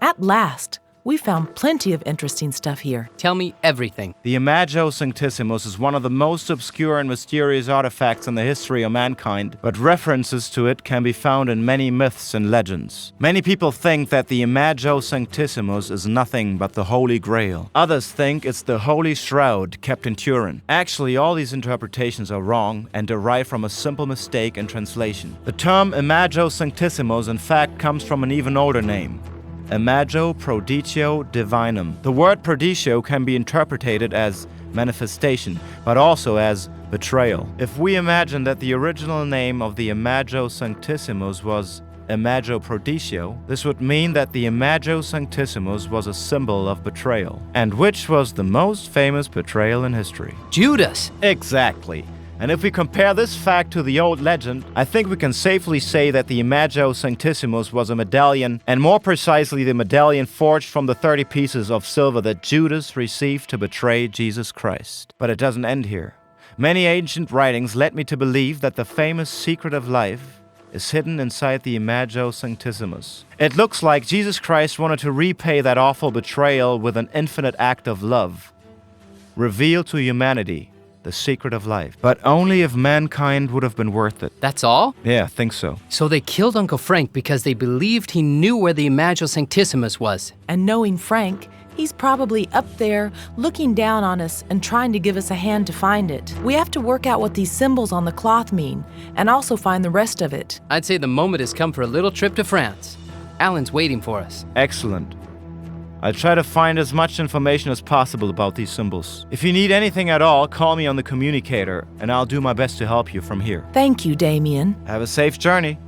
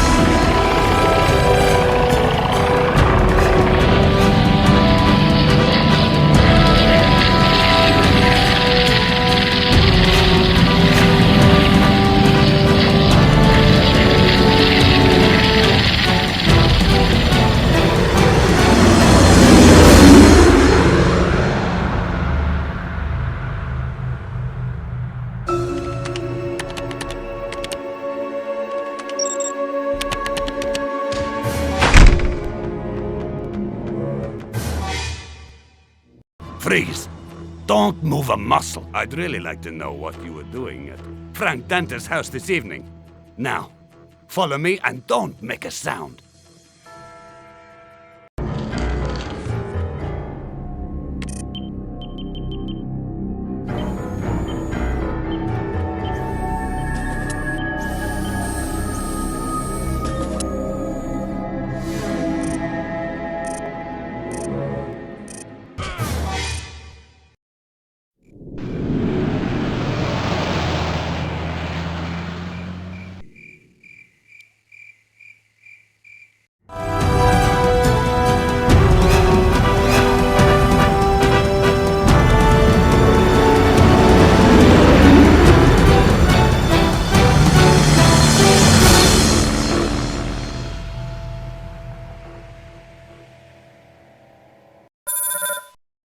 It must be Damien.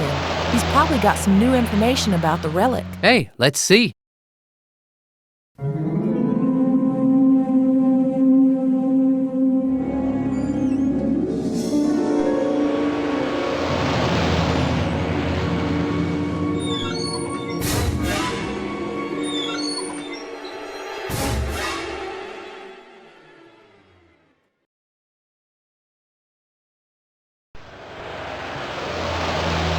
Listen to me, Kat. Let's try to keep calm. I know all of this is starting to seem like a nightmare, but if they found Damien, It won't take them long to find us, too. We can only hope that if we find out something new about the code on the relic, it'll help us work out what these extremists, the Cathars, or whoever they are up to. Otherwise, I'm afraid our trip to France could have an unhappy ending. Joe, I don't want to think that Damien's been hung on that wall in such a brutal way. I've got to call Twinings, even though he's involved in this business, and tell him to go and take Damien's body down from that pool of blood. Don't worry, I'll call him.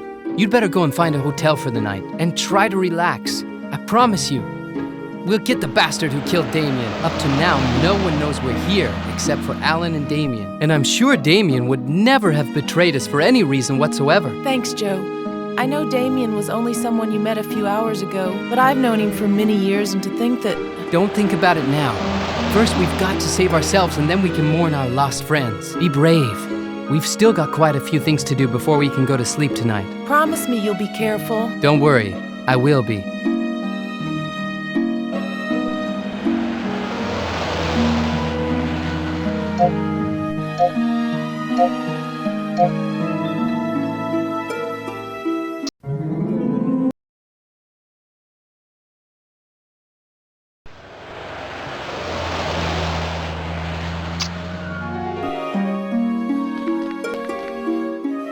This telephone box has certainly seen better days. The door is completely stuck. It looks like someone has kicked it in, or worse. It was probably smashed by a drunken fan after France lost the Soccer World Cup final. This telephone box is the only way I can get in touch with Twinings.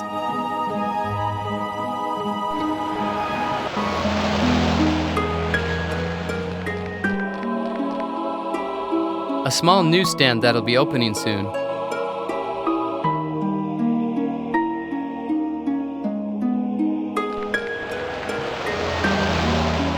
An old tin of tomato sauce, probably expired.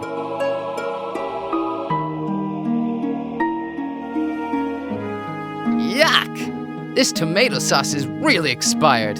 What a smell! A tin full of tomato sauce.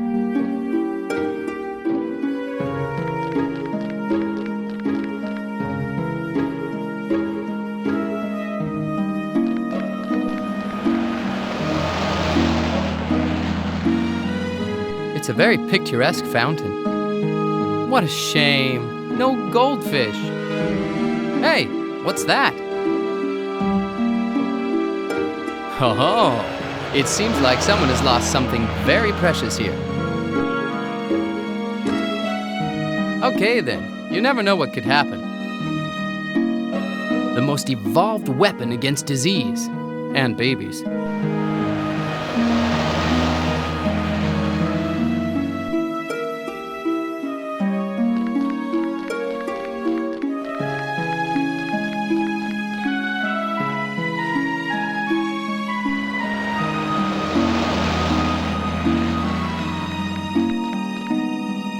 A wonderful rose window, beautiful enough to be in one of the most important cathedrals in the world. Cat's whiskers, it's locked.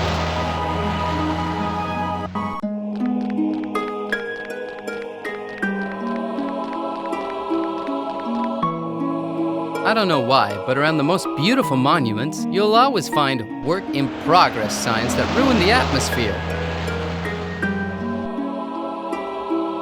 I don't think it'd be wise. Let's have a closer look. Maybe I'll find something useful. Rudimentary, but always functional. A rusty metal bar. Now I really feel safe.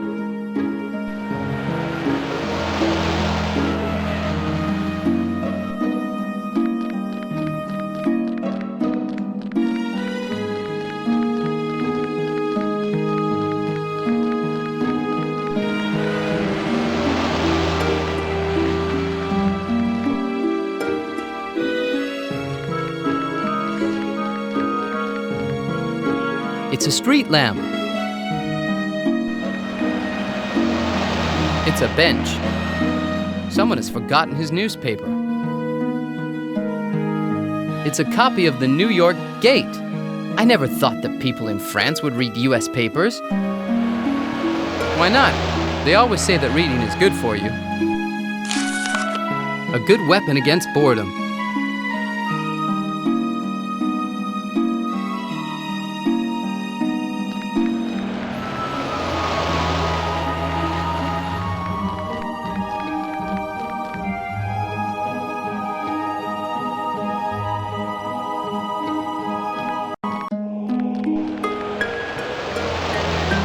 I don't think they work together.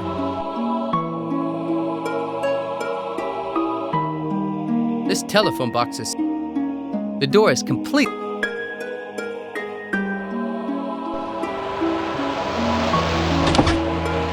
See?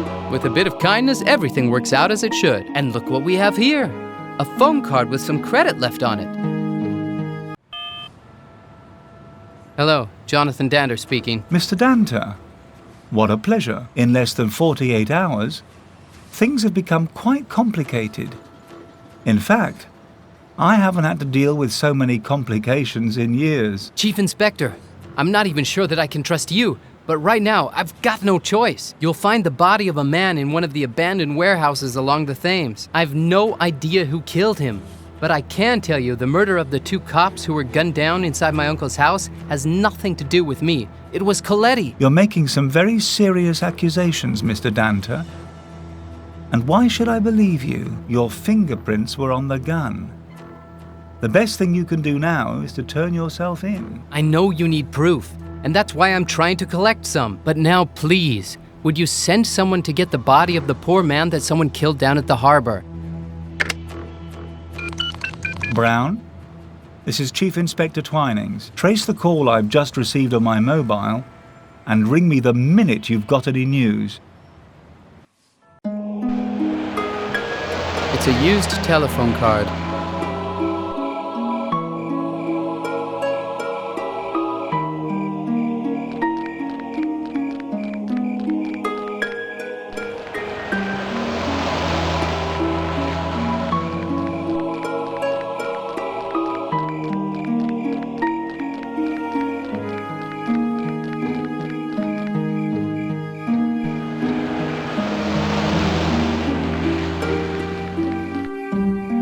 It's a bench.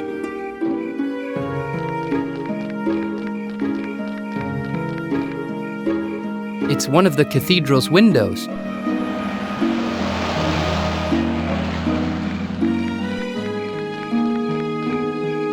It's a street lamp.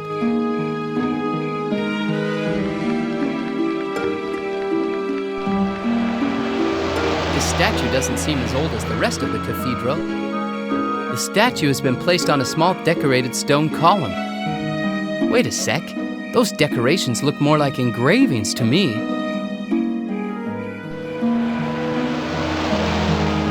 It's a stone. You've caught me. I've always had a passion for stones. A legendary stone. These strange engravings are some kind of alphabet. It looks as if this stone column could have been used as a stamp or something similar. I have to find a way to send this mysterious sentence to Kat. I could try with a photo of the column, but I don't think the letters would be visible.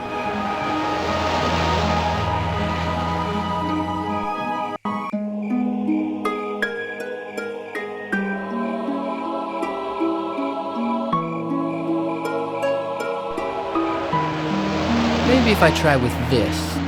Or I could try with that. No, sorry, I can't do it.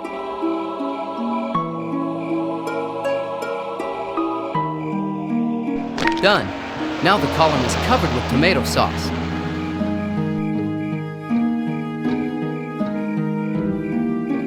I'm a genius!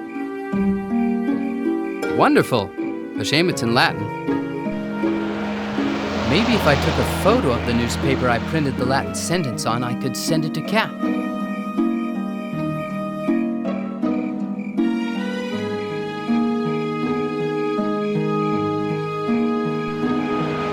Kat told me she knows Latin quite well, didn't she?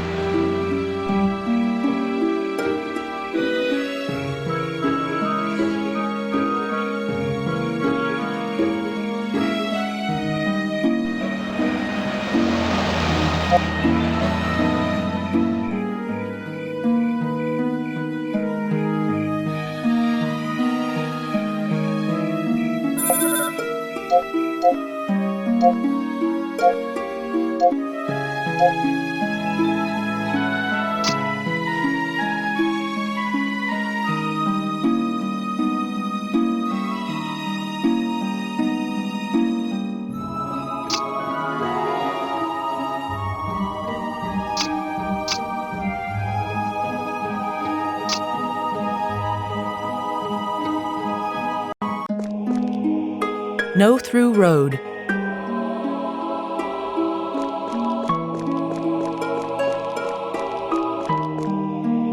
Somebody's garage.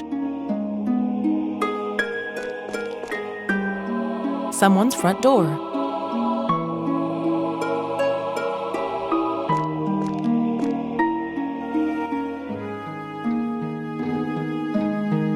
Hi, kids. Isn't it a bit late to be playing by yourselves in the street? We're not kids. Okay. Sorry then. Can you at least tell me what you're doing out this late at night? Nothing. I'm looking for a hotel. Can you help me? The others say that if you give us some sweets, we can tell you where the nearest hotel is. Why aren't you all dressed as knights? Because my mom hasn't finished sewing the other robes.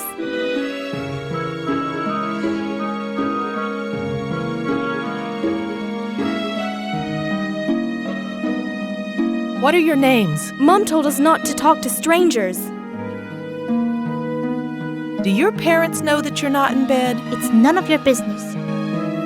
I don't have any sweets with me, but you can tell the others that I'll give you a kiss if you help me. The children whisper together for a few seconds.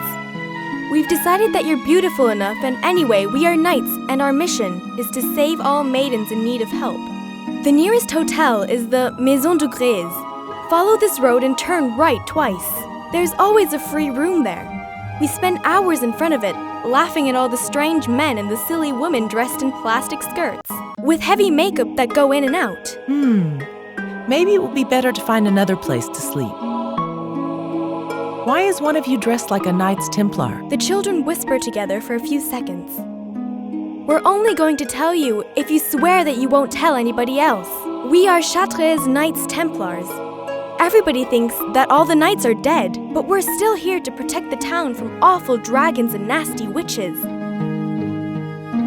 And why are you out so late? It was Jean-Luc's birthday yesterday, and he's finally old enough to try to finish his knight's training with the last test, the Trial of Courage. This is the only way to become a real Knight Templar. Shh! Stop telling her everything! What is the Trial of Courage? The children whisper together for a few seconds. Jean-Luc has to remain motionless in the darkness inside the cathedral without screaming, crying, or running away for a whole minute.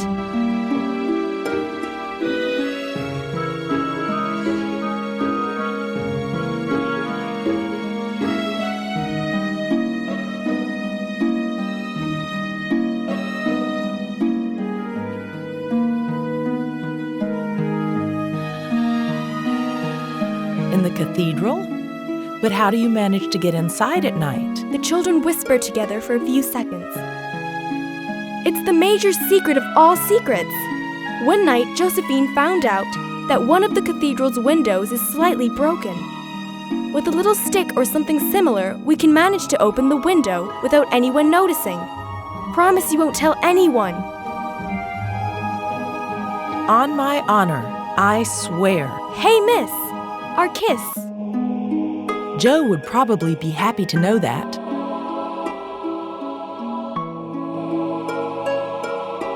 Okay, I've got to go now. Just try to keep out of trouble for a while, okay?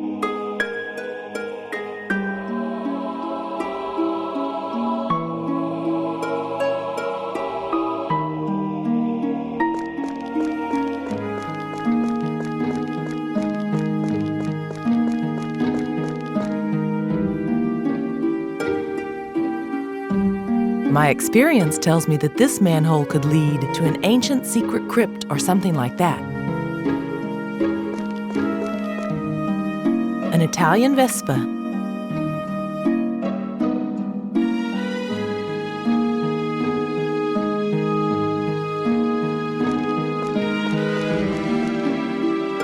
It It looks like a tourist booklet of Chartres.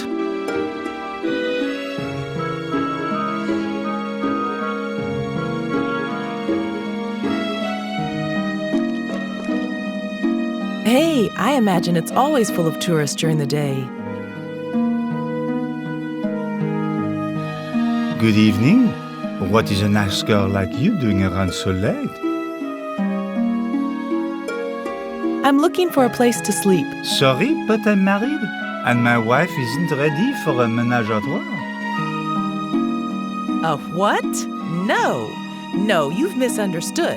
I'm just looking for a hotel. Ah, now I understand.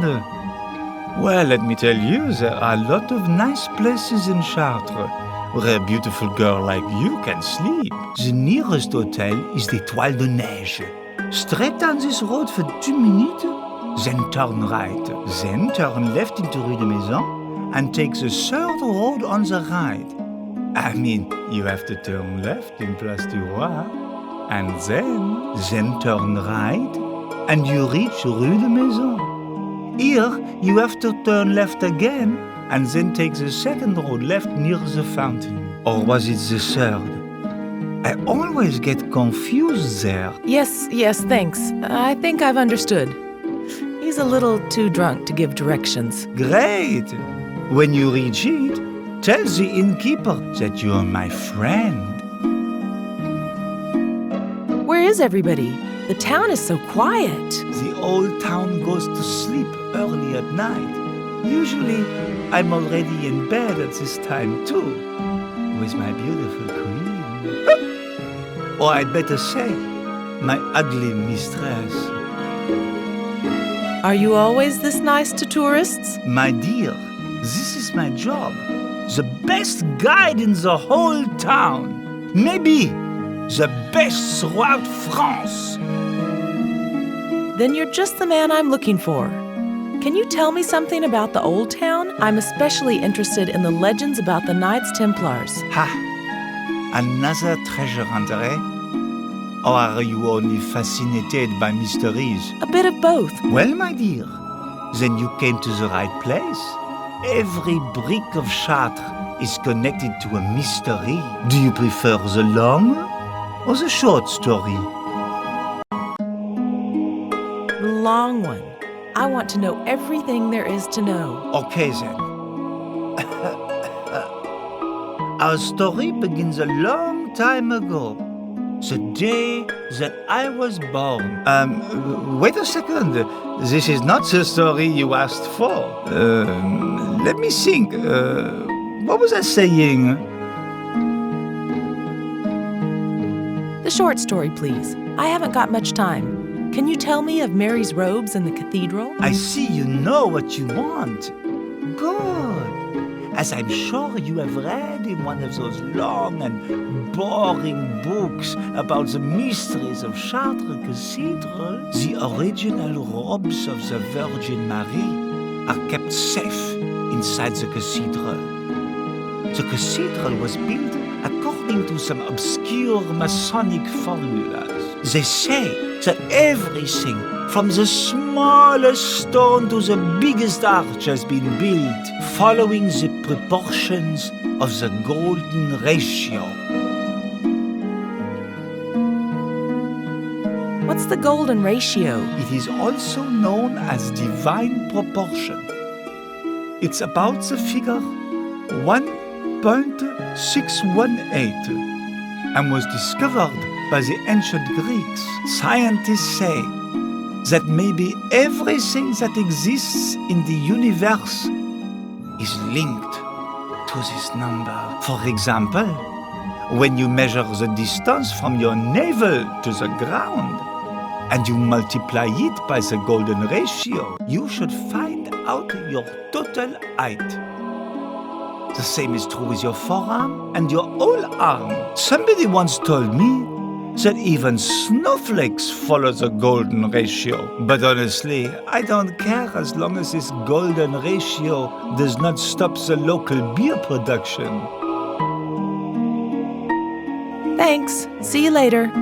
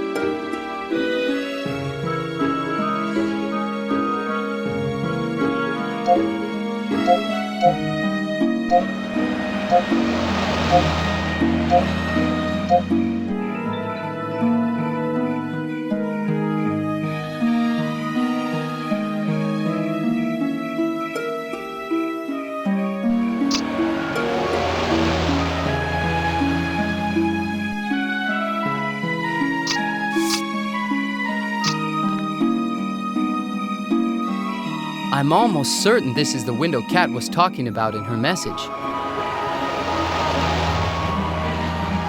Here it is. This is the way I can get into the cathedral. It's locked, even if it looks kind of wobbly.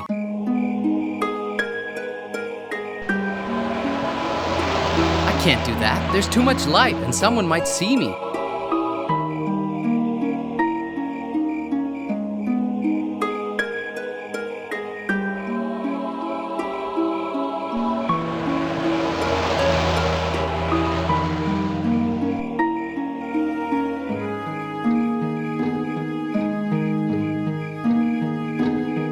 Bye-bye, condom. Not even a young Boy Scout could have done better.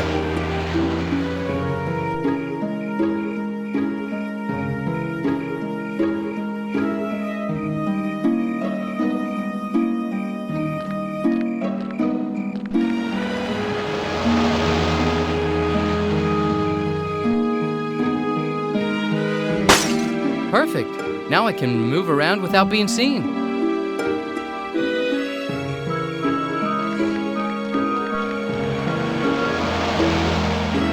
I'm almost certain this is the window.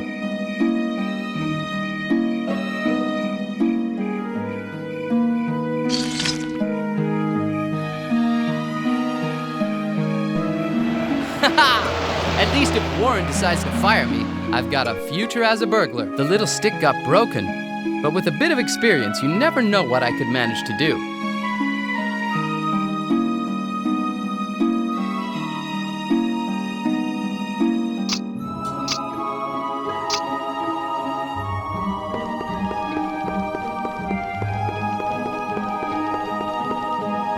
I've never understood why you always have to be so uncomfy inside churches.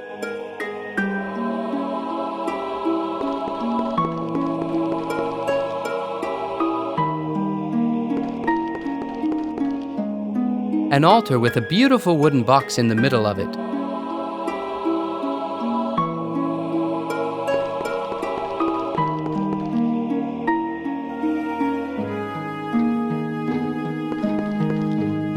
And here it is. These should be Mary's robes. What would make someone violate the house of God in that way? Father, I'm not a thief. But it only takes a second to become one, Mr. Danter. My name's Jonathan Danter. Danter. Are you by any chance Frank's nephew? I see my uncle was famous in Europe. It seems that everyone knew him. What have you to do with him? I heard about Frank's death on the news. I'm really sorry. I'm Father Dominique, and I was a good friend to your Uncle Frank. Did Frank ever mention me when talking to you? I knew that the only person that Frank really loved was his nephew. But he also told me he had to renounce to meet him. Frank often talked with me of how difficult it was for him to never see you again. But he was also happy to know you in a safe place. And the only way to protect me was to feign his death? Telling the little boy that his uncle, one of the most beloved of relatives he had, was dead? He told me it was the only way to be sure that you wouldn't have been in danger.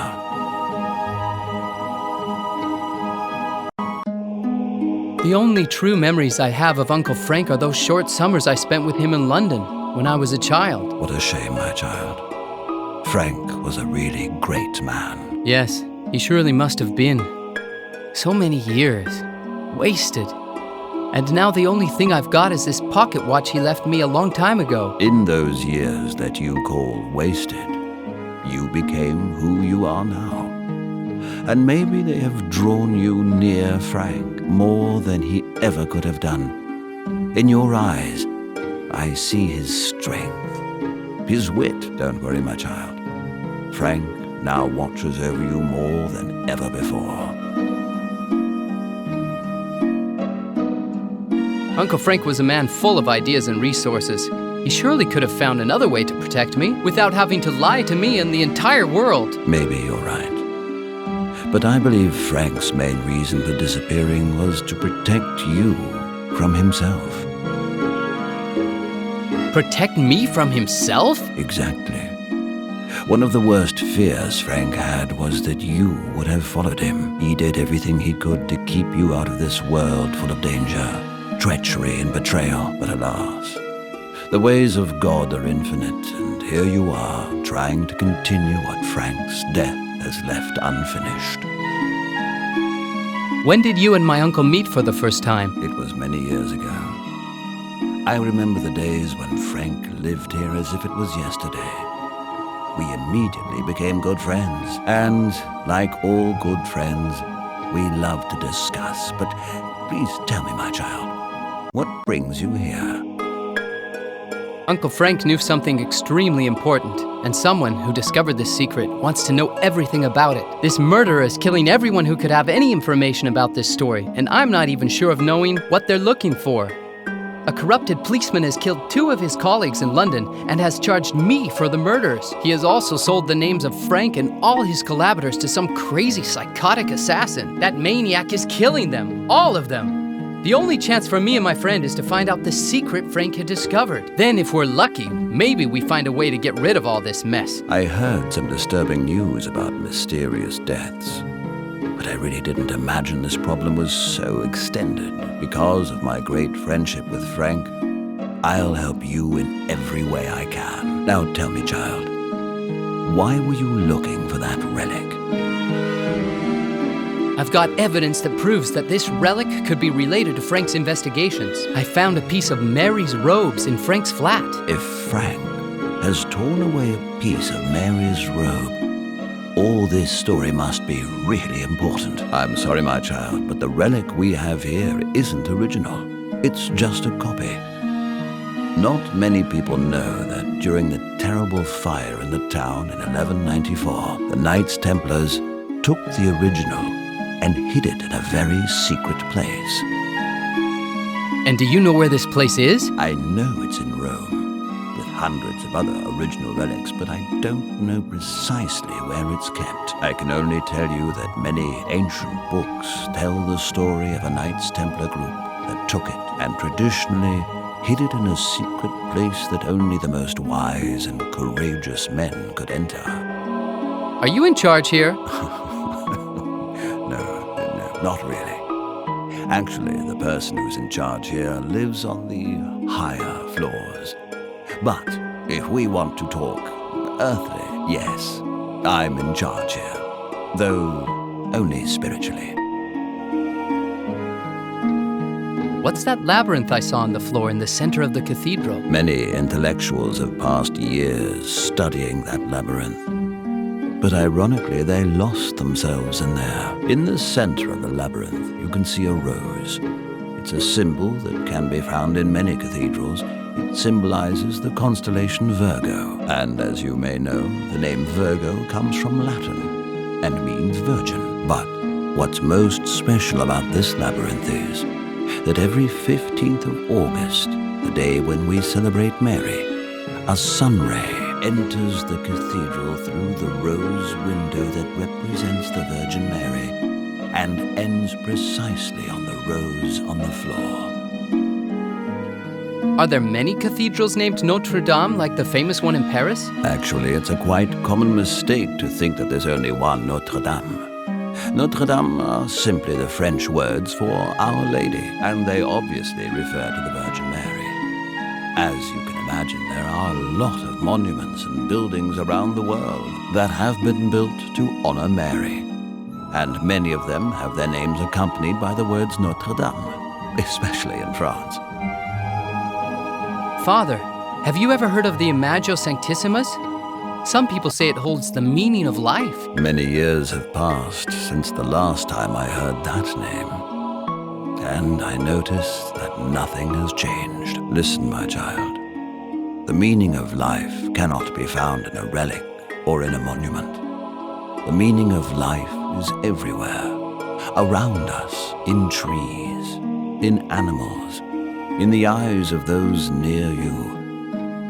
I'm old, probably older than you think, and I've seen many people throwing away their lives, searching for the meaning of life. Poor people who never managed to understand that the meaning of life is in front of every one of us. You only need to stop a second, open your eyes, and look around you to understand what the true meaning of life is. Maybe next year I'll be here for the 15th of August then. It would be useless. Because of the precession of the equinoxes, nowadays the sun ray passes through the rose window on the 20th of August. It's really incredible what human intellect can do. More than intellect. I'd call it passion and devotion to God. Anyway, if you're interested in these subjects, you'll be happy to know that nearly a century ago, a famous Egyptologist named Schwanner de Lupiche studied the proportions of the labyrinth and found out that the proportions are exactly the same as the ones of the most complex ancient Egyptian temples. It seems that inside this labyrinth, secrets of an ancient Egyptian sect could be hidden too. One thing is for sure. The Templars knew how to inculcate fear and curiosity to mankind. Thank you, Father. Your words have been wise and encouraging, especially in this difficult moment. I really have to go now. It was a pleasure meeting you, and thank you for all your help. If you find some tomato sauce on one of the columns outside of the cathedral, please don't be cross. Wait, where are you going?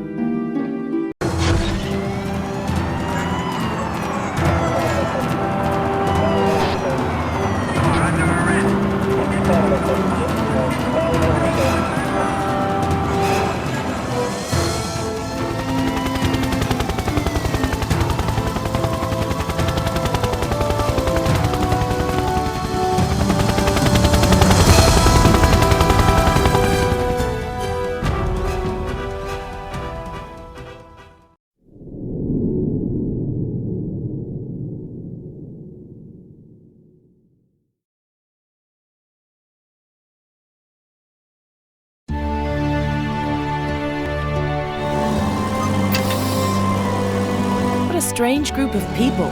I didn't think flower power still existed. Well, I'm glad they were kind enough to suggest I go to the Vatican museums first. And this map and guide to the monuments they gave me will be useful here in Rome. I haven't been to Italy for ages. Last night's trap in Chartres must have been set by Twinings, but I'll be safe here until they find out that I'm in Italy. I wonder where Joe is now. It's a map of Rome, a little present from those funny hippies. This guide is full of information about all the monuments in Rome. Another present from those nice hippies.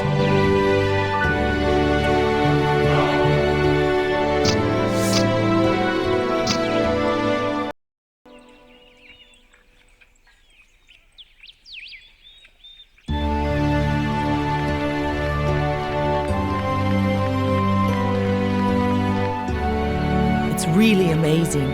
Every time I come here, it looks as if it's got bigger.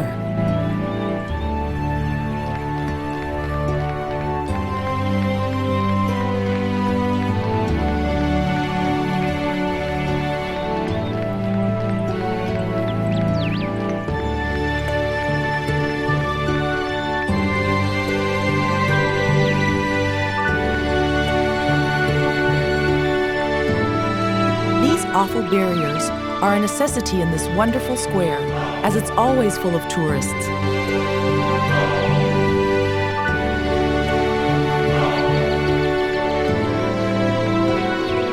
Benvenuti at the Vatican Museums. We have not much visitors today. How can I be helping you? I am here to serve you. I'm looking for some information on the burning of the Borgo. Can you help me? The burning of the Borgo. Sorry, but I don't understand the English very well. Wait, you are talking of the Incendio del Borgo, of Raffaello. We have it in here, in the Vatican Museum. Great. Could I please have a look at it? I am very sorry, but they are cleaning inside the museum. Only official staff can enter.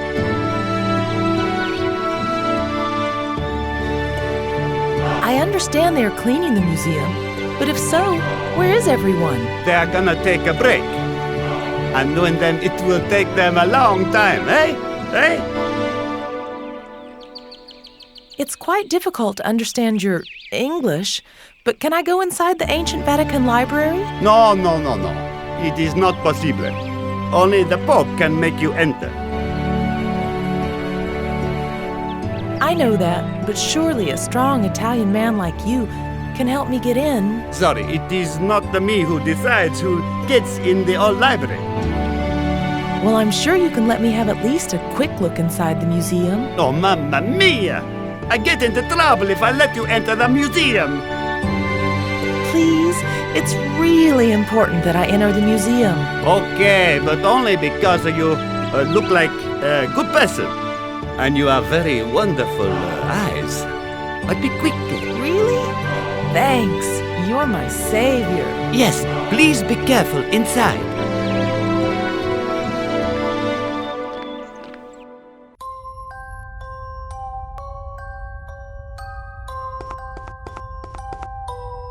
This fresco shows the story of Constantine's vision just before the battle against Maxentius.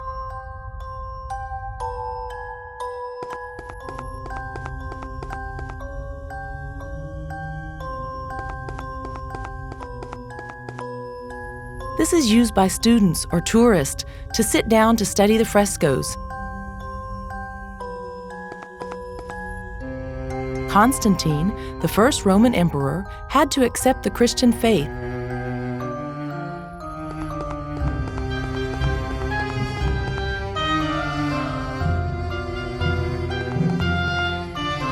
Rome, one of my favorite cities.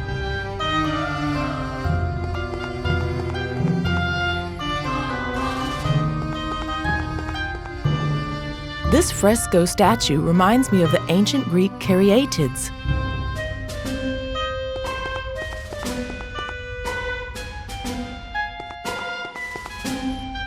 A red velvet cord. One of the things I most like about museums. They're so soft.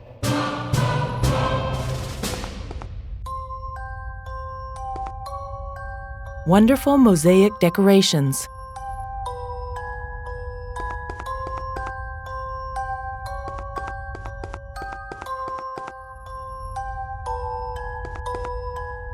The men shown on these frescoes are emperors and sovereigns who once were very famous protectors of the church.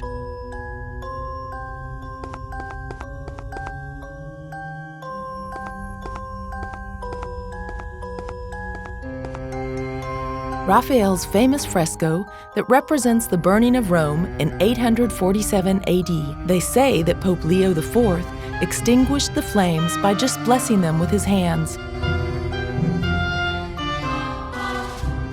This little scene is taken from the burning of Troy. In Virgil's Aeneid, the man is Aeneas with his old father Anchises on his shoulders, and little Ascanius is just close to them. It's incredible how many classic and pagan images there are hidden in Christian art. It's interesting that in this fresco, 3 of the most important Greek capitals can be seen: Doric, Ionic, and Corinthian. Pope Leo IV. Pope Leo IV.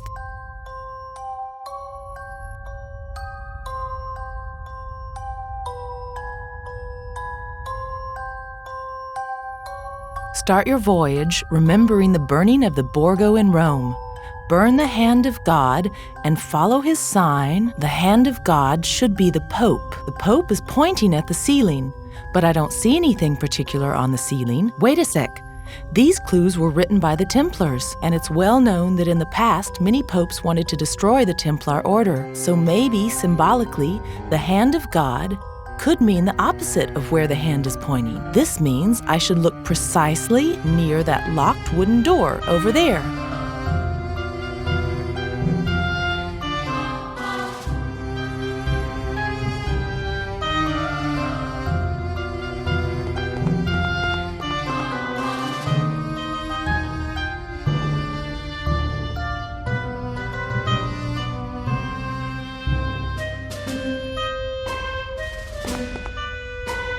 There's a strange hole inside this decorated wall.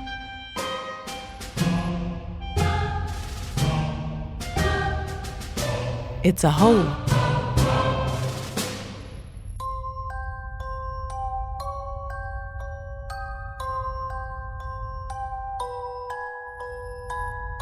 Burn. It's exactly what I've done. A magnetic cylinder. If it was so difficult to find, it must be quite important. A little magnetic cylinder.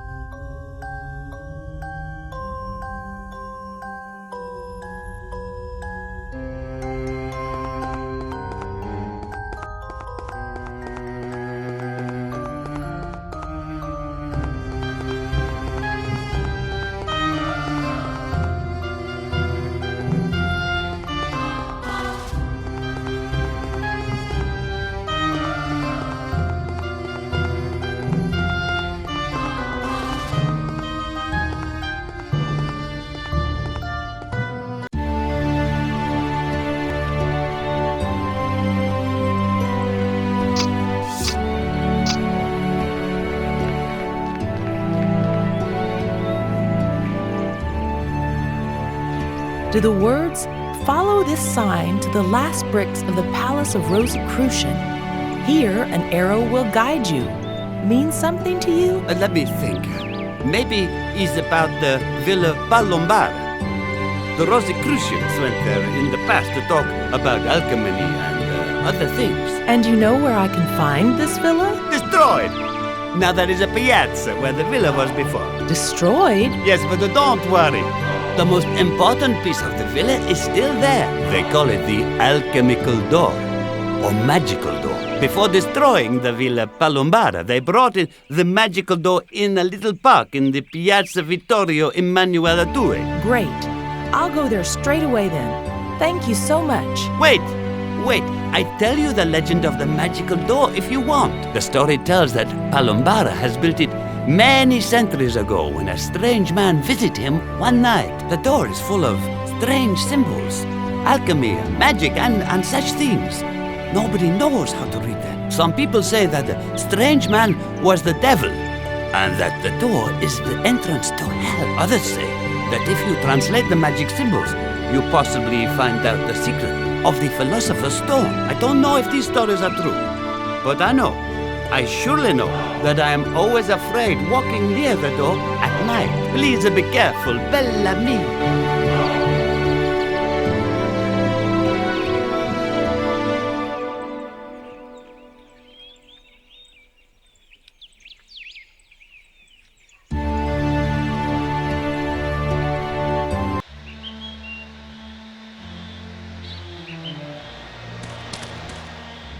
What I like most about Rome is that when walking around, you never know what ancient monument you'll find. Even the air has an ancient aroma, at least when the cars and buses aren't polluting it.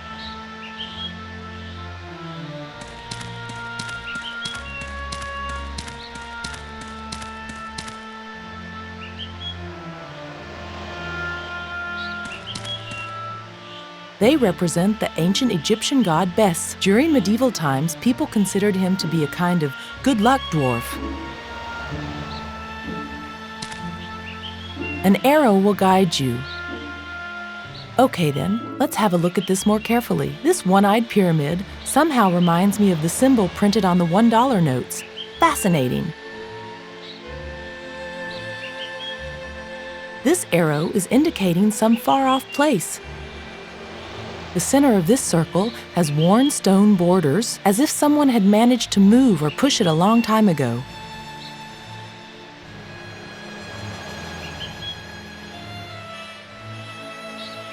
Hey, now it's moving. It must be some kind of ancient magnetic mechanism invented by a very creative alchemist.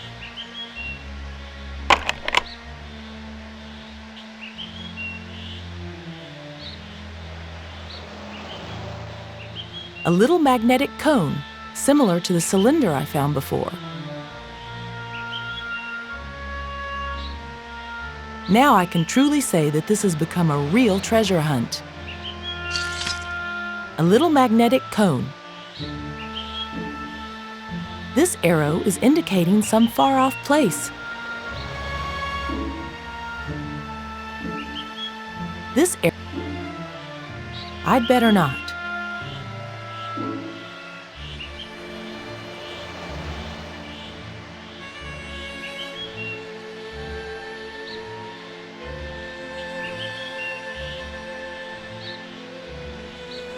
Okay, I've used my lipstick to trace a line on the map following the arrow's direction.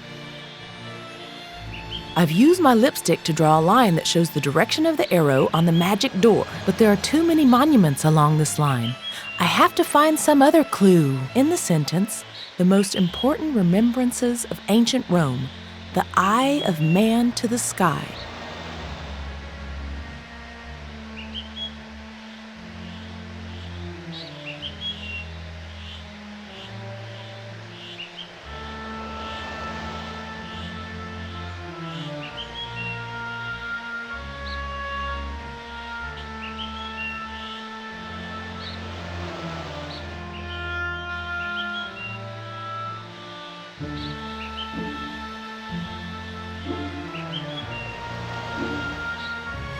The eye of man to the sky. It's so easy. There's a hole in the roof of the Pantheon. Besides, it was built by the ancient Romans, and only lately, in around the year 600 AD, it was consecrated as a Christian church.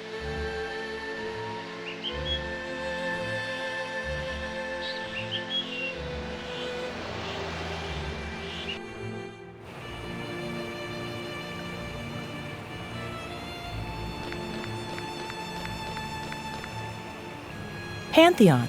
The ancient Greek word means temple of all gods.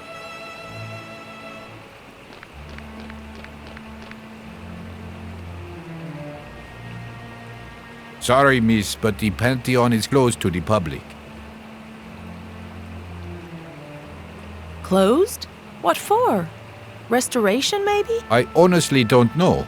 Now please, let me continue my work. I'm one of the historians sent to check and study the interior of the Pantheon. Sorry, but that trick is as old as the Pantheon itself. You know, I've always been very attracted to men wearing uniforms. What? Do you think policemen here in Italy are fools? That a couple of sweet eyes can control us? You better go now, or I'll call some of my colleagues. Damn, I have to find a way to get inside. I have to find a way to distract that policeman while I sneak in.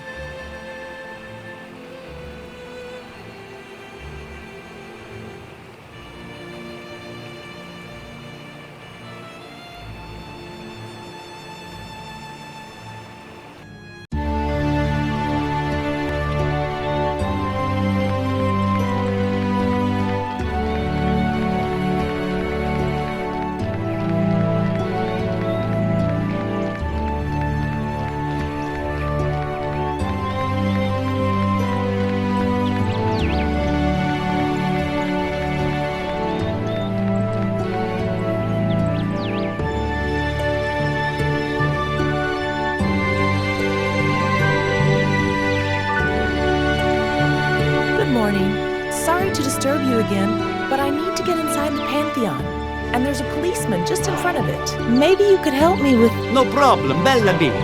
You know that you can come with any problem to your friend Aldo. Thanks, but how are you going to... Don't worry. Leave Aldo to do the work. Are you always this nice to tourists? No, it is that I like you. Maybe we can go together, huh?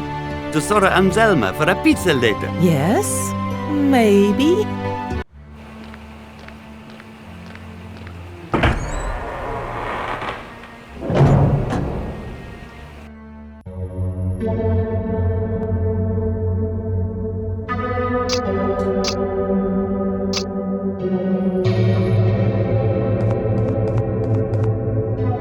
I think it's one of the Christian altars Pope Boniface IV ordered to put here.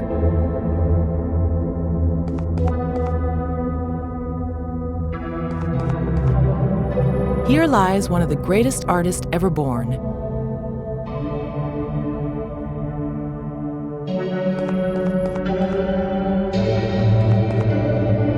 Those 7 candle holders probably have a symbolic meaning.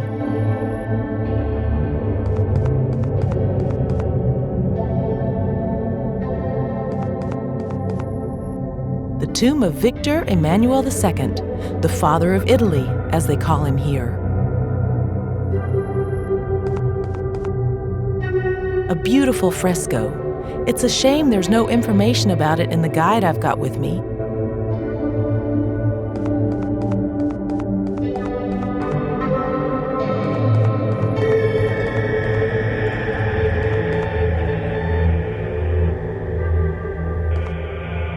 The tomb is adorned with scented roses, just as if they had died a week ago. Interesting. The tomb is relatively new. This means that even nowadays, the Templar Order is continuing to update all the security mechanisms created to protect all the Templar treasures hidden around the world. I bet I know what I've got to do with this hole.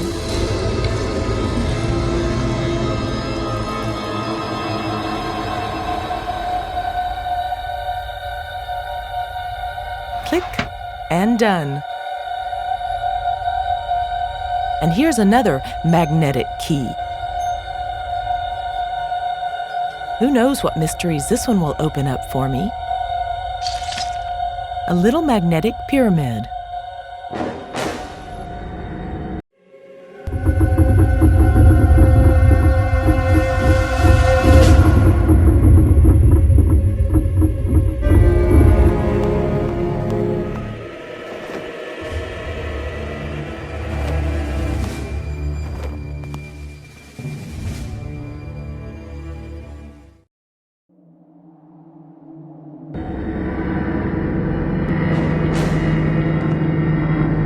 Amazing! The ray of light shines down from the roof inside the Pantheon, passes through the crystals, and arrives directly down here.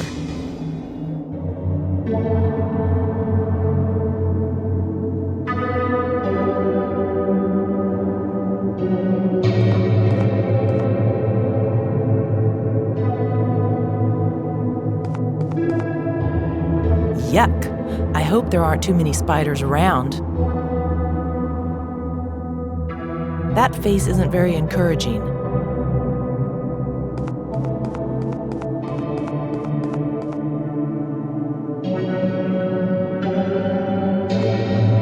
The ray of light stops inside this crystal.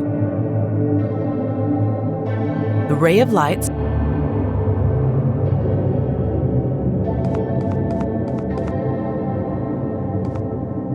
and here's the crypt's most important piece.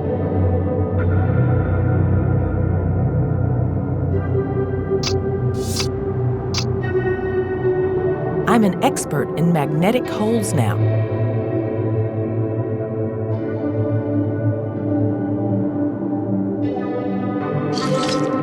Good. Now let's work out the next riddle.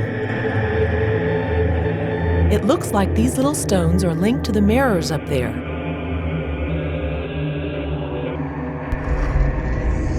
I have to find the right combination to reflect the light beam accurately on the mirrors.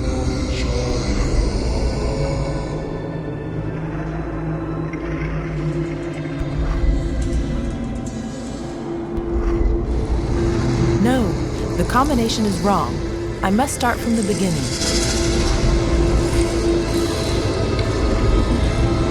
No.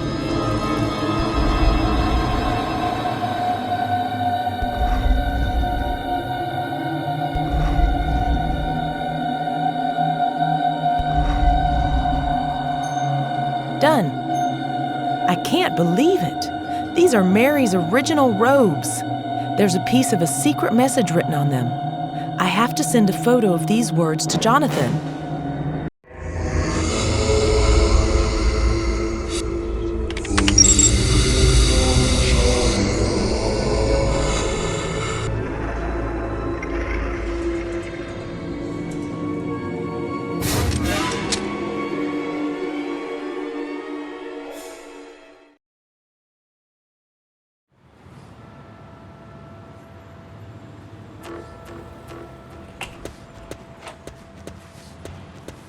I've got a strange feeling of déjà vu, Mr. Dante.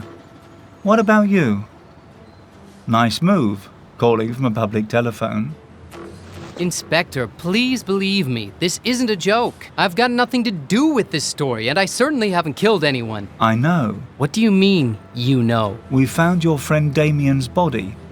You should thank him, you know. As we searched his flat, we found proof that Coletti had committed the murder. Damien managed to film him on his webcam, just as Coletti was threatening him with a gun. So you think Coletti's the killer? No, we don't. We're sure that Coletti sold the information and handed over Damien and your uncle to someone. But he didn't kill them. The timing of the two murders rules out Coletti as the killer. He did shoot the two officers, though. Yes, that's true. And probably that's why he was found dead in his cell a couple of hours ago. That's what you might call divine justice, eh? Divine justice has nothing to do with it. It's more like revenge. Well, whatever. He certainly deserved it. But what about me and Catherine? Do you still have arrest warrants out for us? I've already dealt with that. You're free to go. But we've still got to open the safe deposit box at the airport. The CIA agents who arrived here yesterday are visibly annoyed by the delays these recent events have caused. Please don't get into any further trouble in the next few hours. And then we'll be able to open that damn box and have a look inside it to see whether its contents can be used to help us find out who murdered your uncle. You'll then be free to go back to America if you want, Mr. Dante. Thank you, Inspector.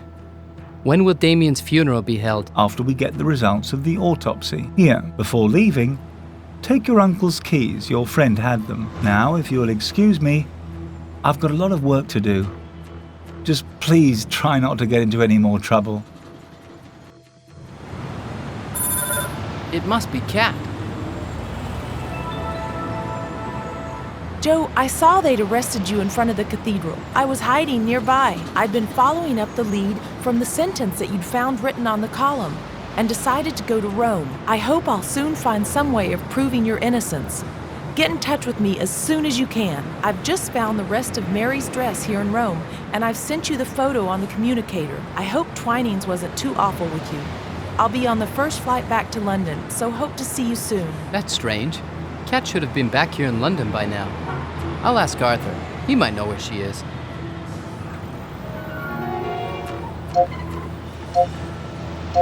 I must get the piece of parchment back. We left it with Damien. Let's hope it's still in his flat. I really hope Kat hasn't ended up in trouble trying to recover this.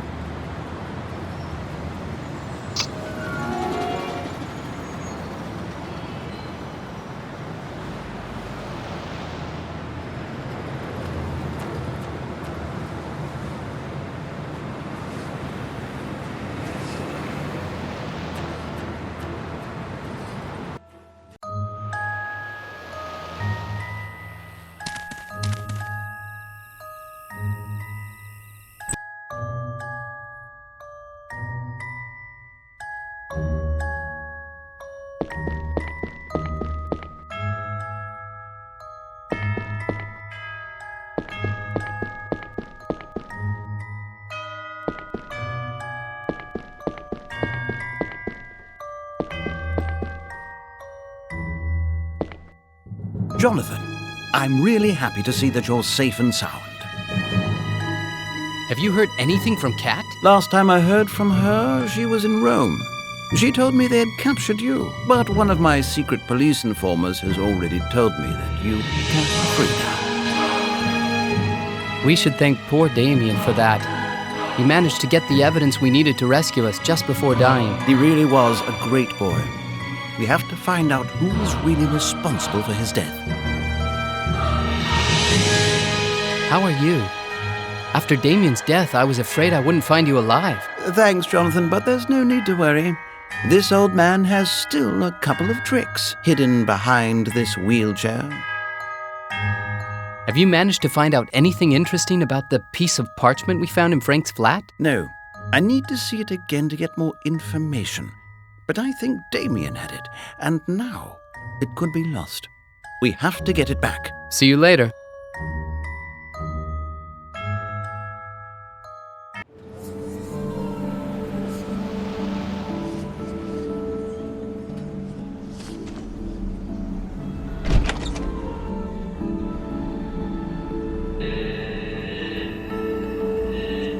A notice from the water board. We inform all residents that during the next few days, there could be some interruptions in the water supply. We are working to upgrade all of the area's structures. We thank you for your patience. Translated, no water. A very useful umbrella stand. Empty. Nobody's here.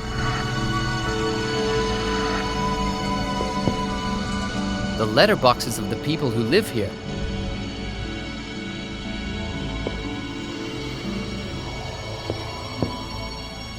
No.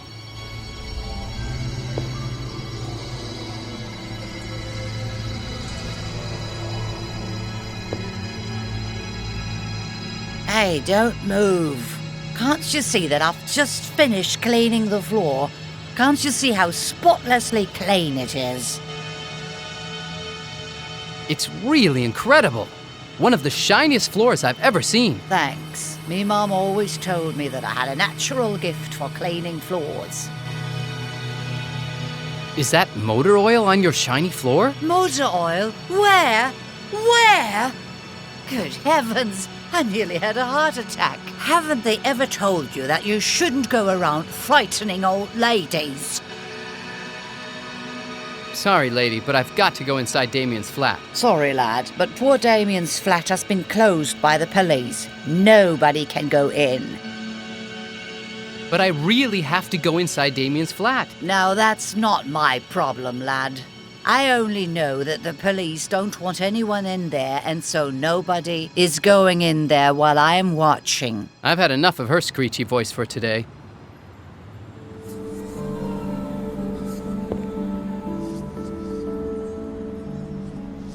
This window leads to the fire escape.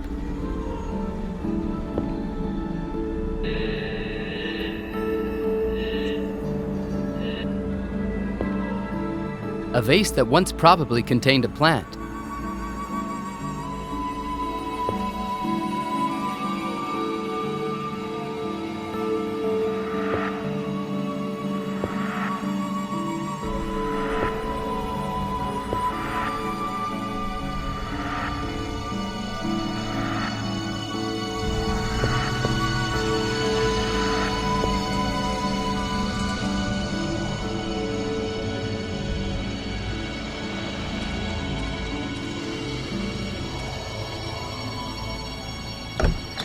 No tourists in our pub.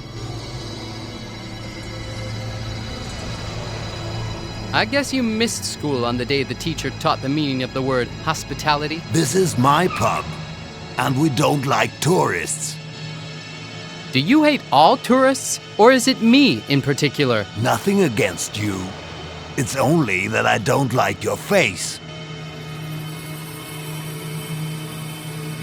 Have you ever seen a group of little airplane thieves around here? Boys aren't allowed in here.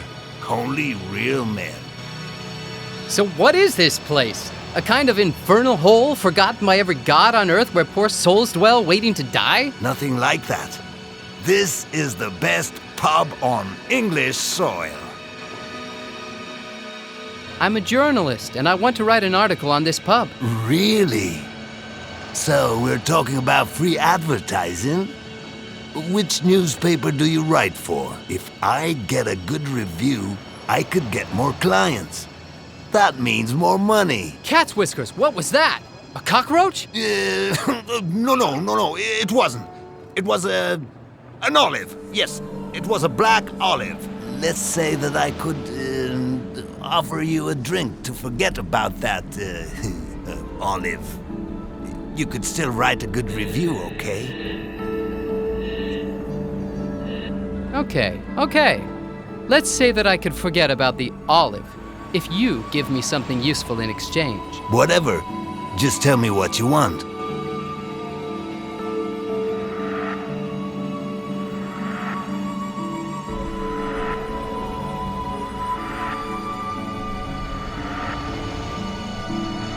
I want a surprise. You decide. I love surprises. Sure. Look, I've got a bottle of mustard here. It's already used and it's a bit old. Actually, the best before date was June 5th, 1982. It's probably awful now, but you can have it. It's a wonderful present, isn't it? Hot and spicy. Just like my ideal woman.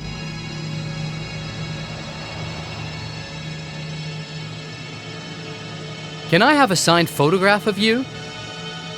I'd like to buy that whiskey bottle. Are you crazy? That's the bottle my grandfather used to drink from with Churchill. It's not for sale. No thanks. I'm not very thirsty after having seen that olive with legs. Let me tell you something, lad. I like your face. This is really one of the most fascinating pubs I've ever seen. It's really wonderful. A real shame for anyone who cannot see it inside.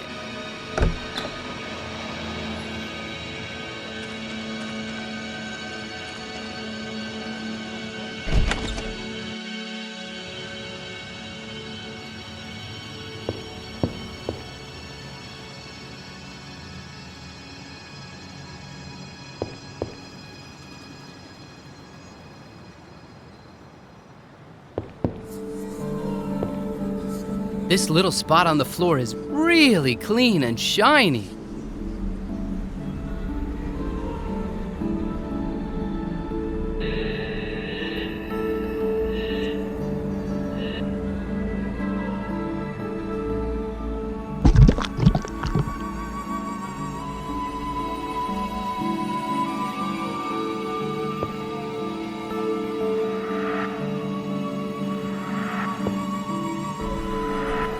Someone has dirtied your shiny floor on the 3rd floor. Really?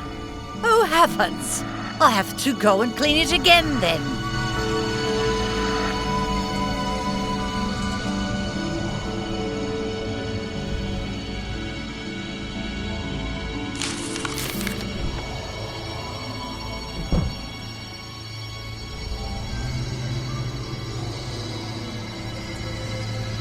A vase from the Ming Dynasty.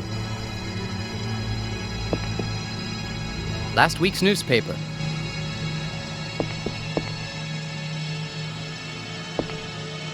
All this stuff must be worth more than 5,000 pounds. Looks like photos of Venice. Let's see what we have here. The clue that Frank left us. It looks so ancient I'm nearly afraid to touch it. I really think the time has come to go tell Arthur everything.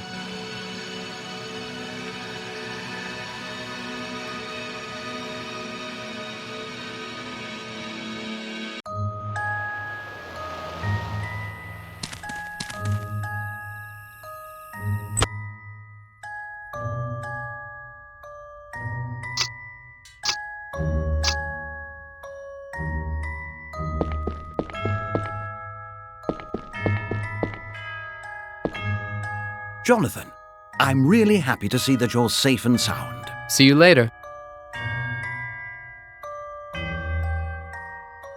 Great. You've managed to find the piece of Mary's robe. Let me have another look. Just as I thought, these are not simple alchemical symbols. Inside them, there are little ancient Egyptian hieroglyphics. Frank really wanted to keep his secret well hidden this time. So are you able to decipher them? Not now. I have to study some of the books here in my library.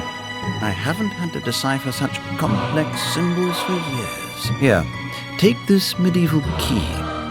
It's similar to a modern passport too. It should open a lot of doors. It was forged by a member of the High Templar Order many centuries ago. A little present from an old friend of mine. It doesn't work every time, but it helped me to save my life more than once before my accident. It could be useful for you. Thanks for everything.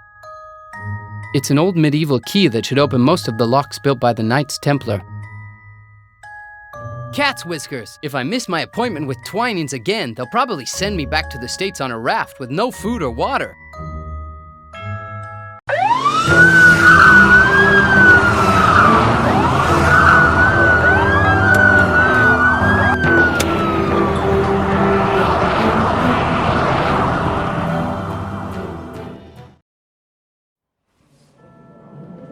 Now that they've given you the keys to the safe deposit box, please open it and hand the contents over to us. If the contents aren't relevant to our inquiries, I'll personally make sure that they're safely returned to you. That's interesting. That's my uncle's old watch. Well, it's not exactly what we were expecting, but if your uncle decided to leave you an heirloom like this, it's not all that surprising. Frank was always a romantic man. Please, Mr. Danta, may I do a few checks on this old watch? We won't damage it.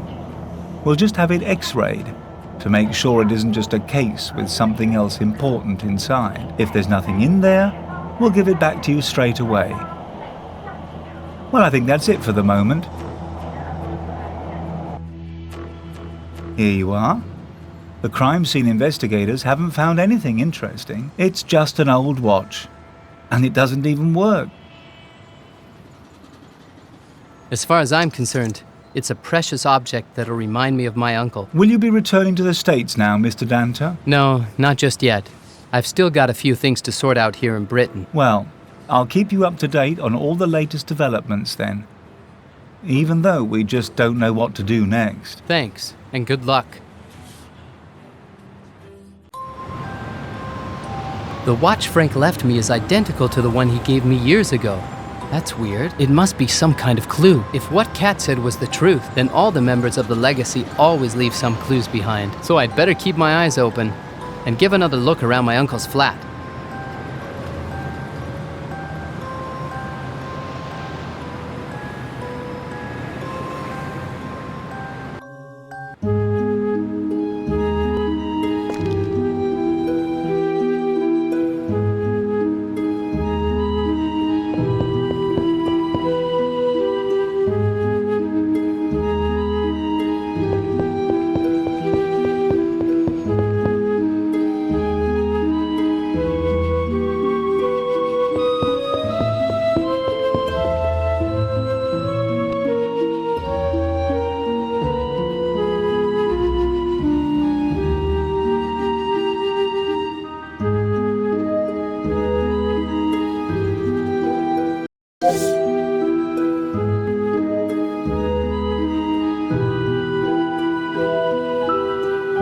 This watch is identical to mine. The only difference is that this one is stopped at 5:55. It reminds me of Frank's old grandfather clock.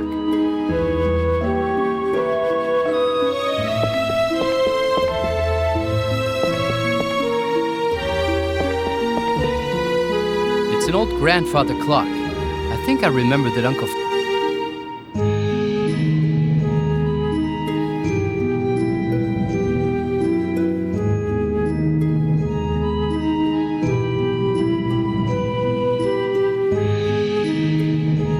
seems broken. It stopped at 10:10. I remember when I was little and I used to ask, Uncle Frank, why is your grandfather clock always at 5:55?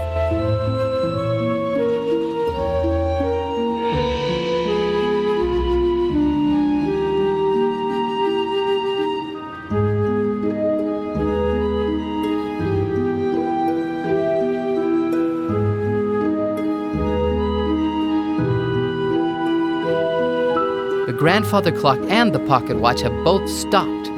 I must give them a good look.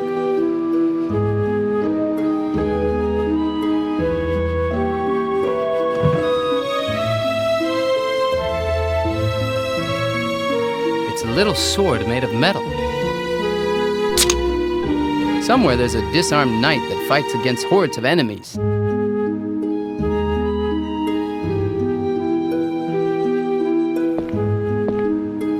Nothing more than an ornament.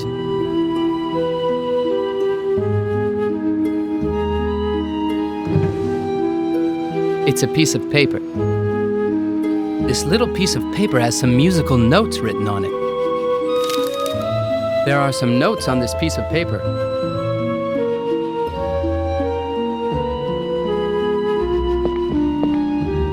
I remember music cradling me like a lullaby on those nights when I slept at my uncle's old house.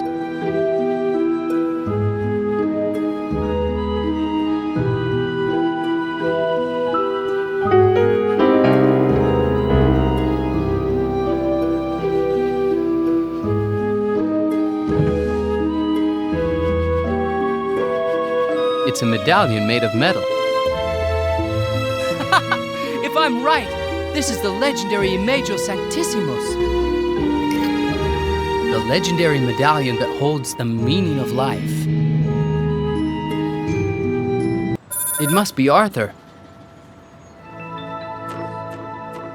Jonathan, I've discovered something interesting that might help us interpret the symbols on the cloth. Now, there's an ancient underground crypt in Venice that dates back to the Inquisition. I've deciphered some mysterious alchemical text, and I believe you can only access the crypt via a well in the garden of the Palazzo Ducale. I've already booked you on the first flight to Venice, so you better hurry to Heathrow Airport. I don't know if there's anything left in that crypt. I'm not even sure it exists. But it's the only clue we've got. Good luck.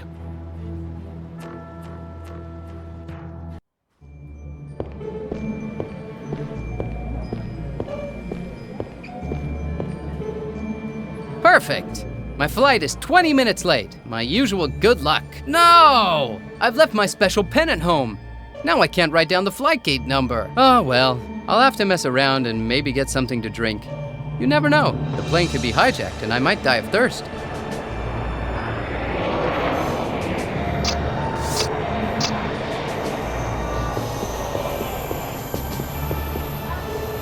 There's a trolley that hasn't been put back.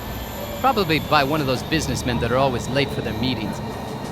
Great, there's even a coin in it. Maybe I could manage to put the trolley back and get the coin.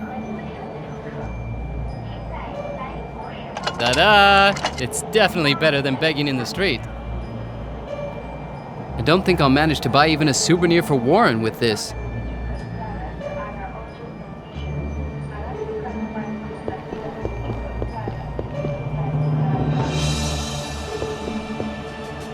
It's a typical airport desk with a pencil left on it. This poor little pencil has been abandoned by its owner. What a barbarian! Come here, my little one. I'll find a home for you. I love pencils.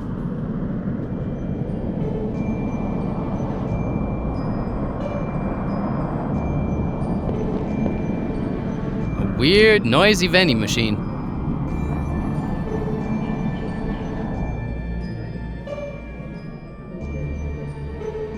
Okay then, let's see if we're lucky.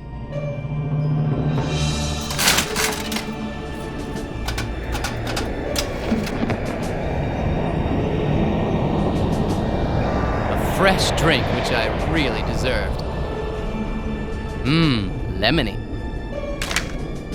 Fizzy lemonade, my favorite.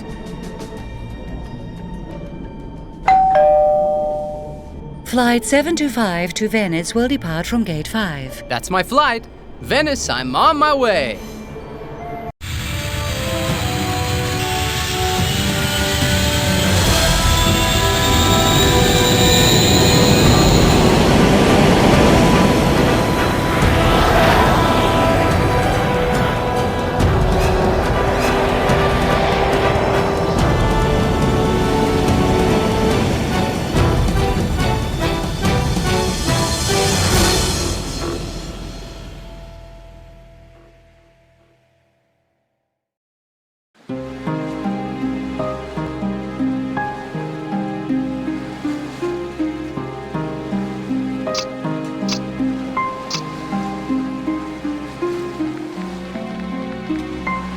I could sit here and stay for hours admiring the city, but what would then happen to our story?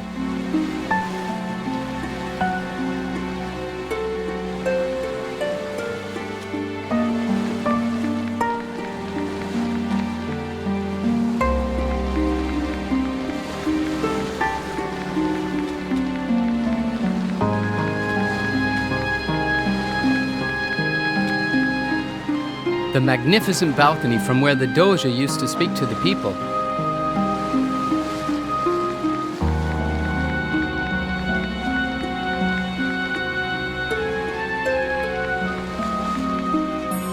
The high bell tower of St. Mark's Cathedral.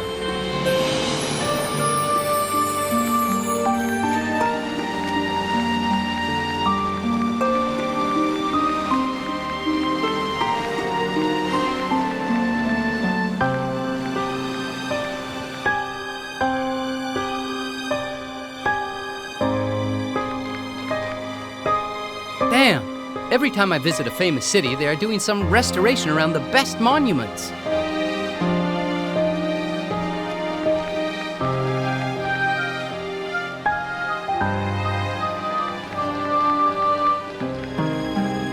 If you use your imagination, you can almost see the knights and ladies walking up there, admiring the beauty of the city.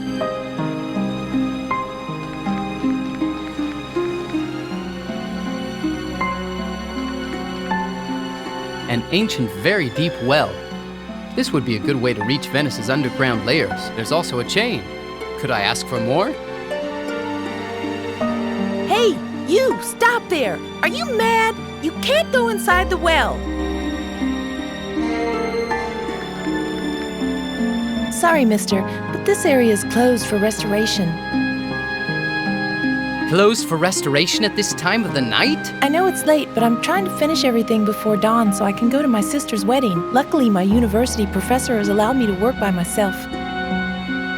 What are you working on? Nothing that important. I'm just trying to clean and fix some external decorations on this ancient well. Can I go inside the well? God, no. Absolutely no. Are you crazy? I must be quick. I haven't got much time. Some technical notes on how to restore monuments and stuff like that.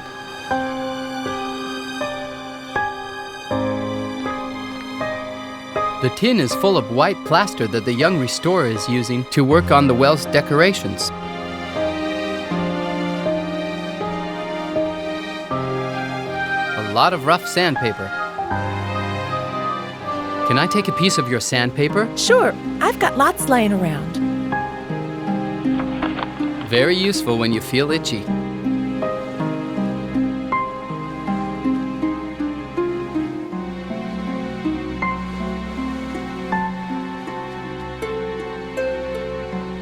Soft dust.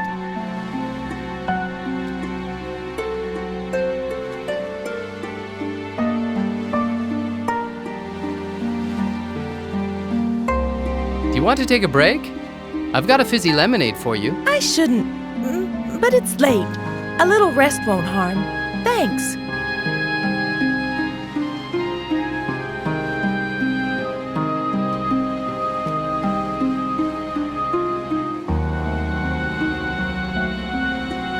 I feel a bit sorry for that poor restorer, but sometimes it's nice to have a bit of fun. Good. Now it's back to work time.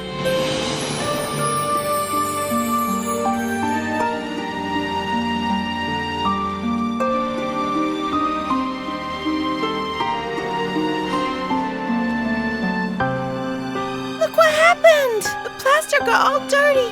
What a mess. I should have some more, but where is it gone?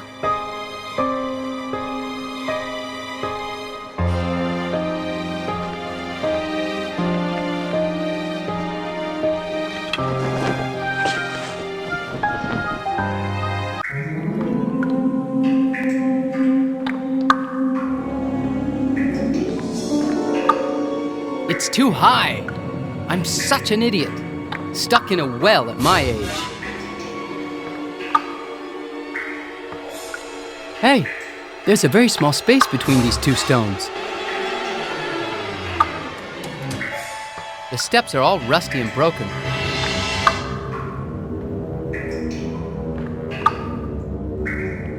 It looks like there's something in that small dark hole. Here, let me have a look. I've nearly got it. Strange. What is it? I don't. Ouch! Hey, what the hell? There's an insect that bit me in there.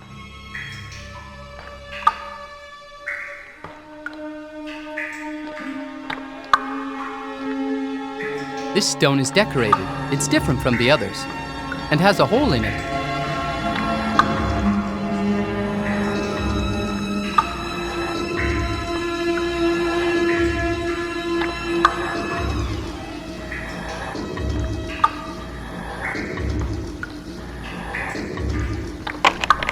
Done! If only everything else was that simple. It looks like someone has mixed up all of these gears. If I...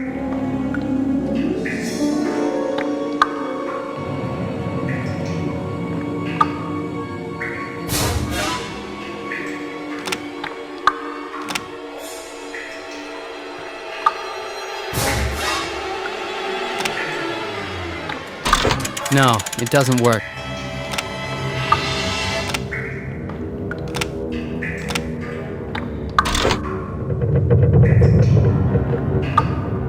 It wasn't so difficult after all.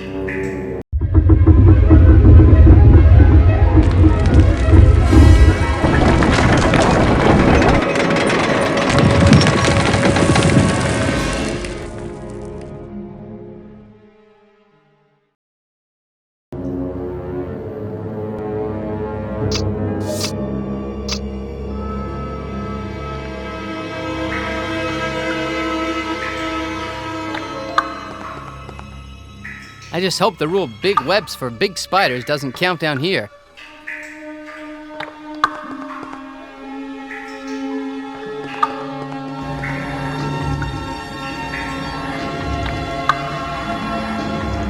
I'd better not swim in that water. It looks quite deep. And anyway, I'm sure that whoever built this secret room probably prepared a nice little trap under the water. I've read enough on ancient Egyptian tricks to know that it's better not to try my luck with the Templars. Everything down here is gigantic. Even these thinking stones are enormous. These look like some kind of rotating circular stones. It's probably a kind of puzzle or trap. A very annoying habit of those Templars, putting riddles instead of simple locks. I'm sure that to solve this puzzle, I have to find the correct combination.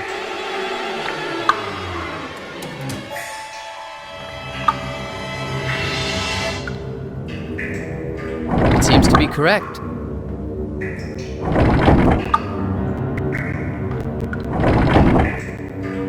Solved! Now the codex is waiting for me on the other side of the bridge.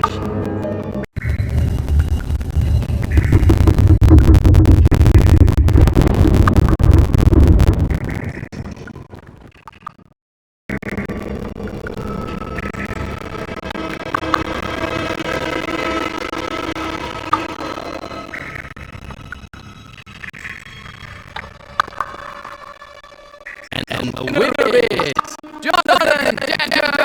Yeah! Yeah!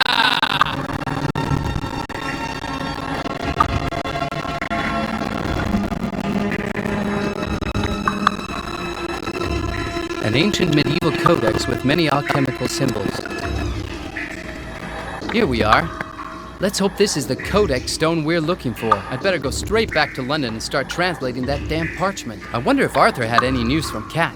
I'm beginning to get really worried.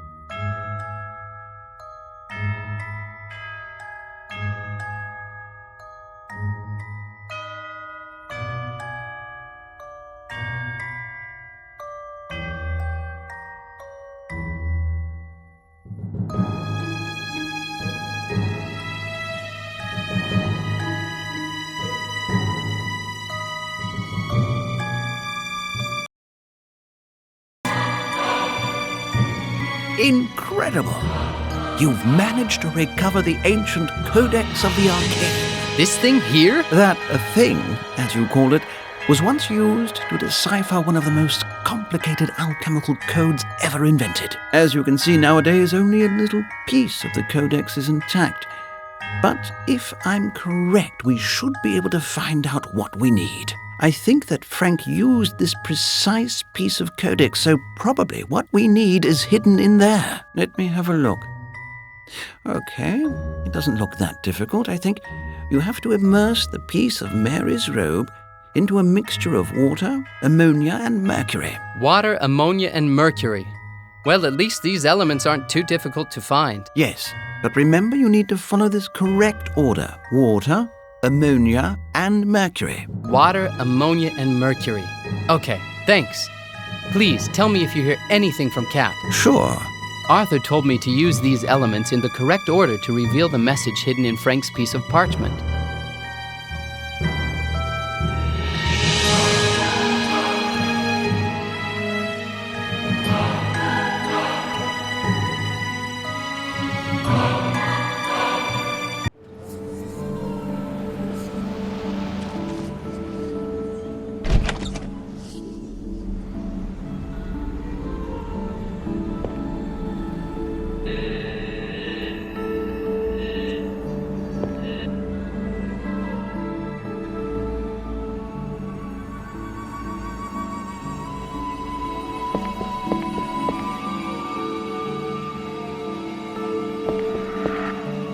It's good to see that even if Damien was a tech guy, he still found some time to read books. Some cornflakes, some orange juice, and other stuff that would be useful for survival. There probably isn't any water.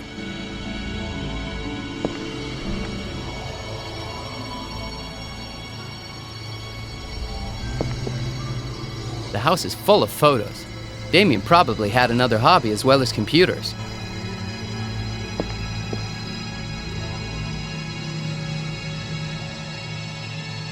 There's a thermometer here. I'll take it. It's a classical mercury thermometer.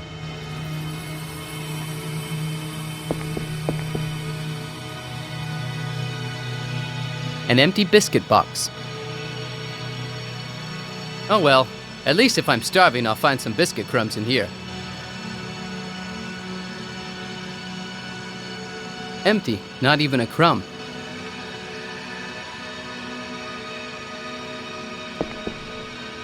A potpourri full of roses. It really has a wonderful scent. I don't think it'd be wise. I guess Damien didn't invite many girls here. I tried a sofa bed lots of years ago at Jill's, and I really wouldn't recommend it to anyone. Let's say it kind of ruins the atmosphere, especially when you fall between the cushions.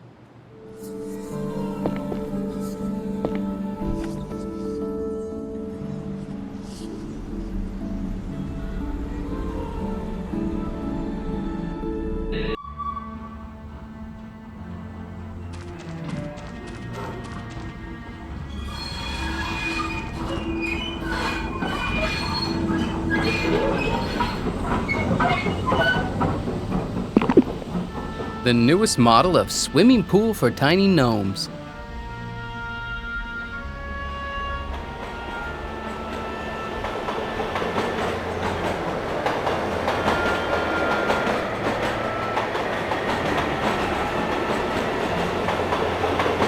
I only need to add mercury.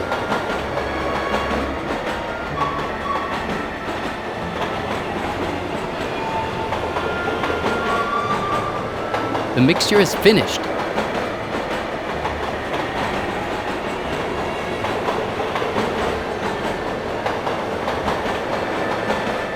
This is the first half of the clue Uncle Frank left us.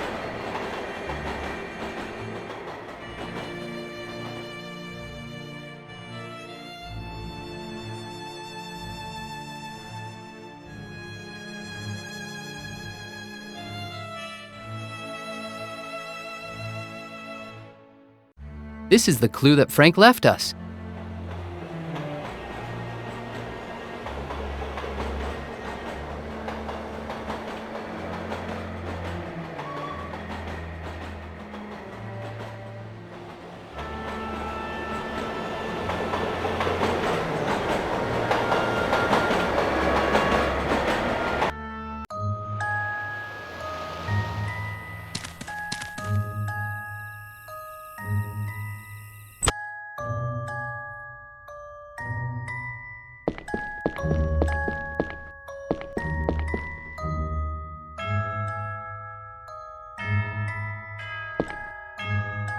We've finally done it.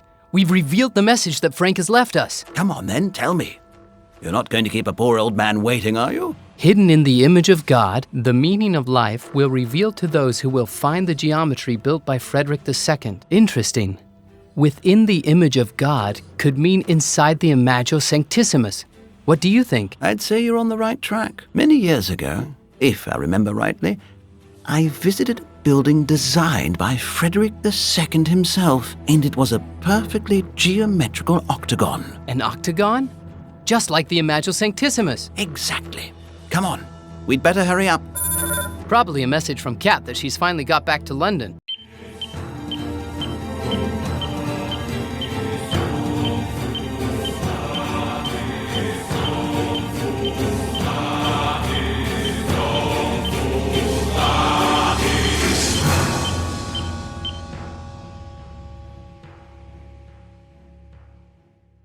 That's one of the rooms in Castel del Monte. They've got there before us, and they're waiting for us. We have less than 12 hours left. Damn! If they've harmed even one hair on Kat's head, I'll blow the castle up. Hurry. Run and find Alan. We haven't got time to wait for a scheduled flight. Arthur, I promise I'll do all I can. There's no doubt about it. You truly are Frank Danta's nephew. I'll use the communicator to keep in touch with you. Good luck.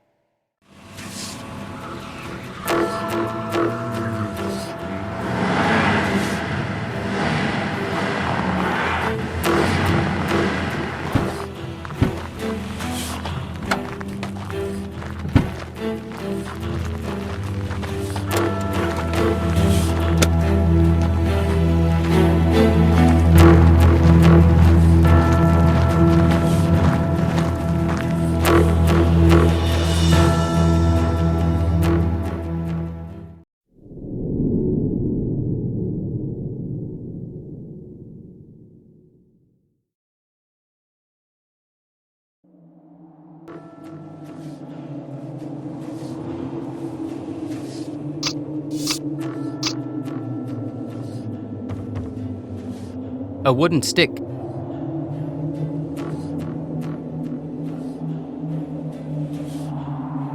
A piece of a tree branch. Great! Now I'm armed and dangerous.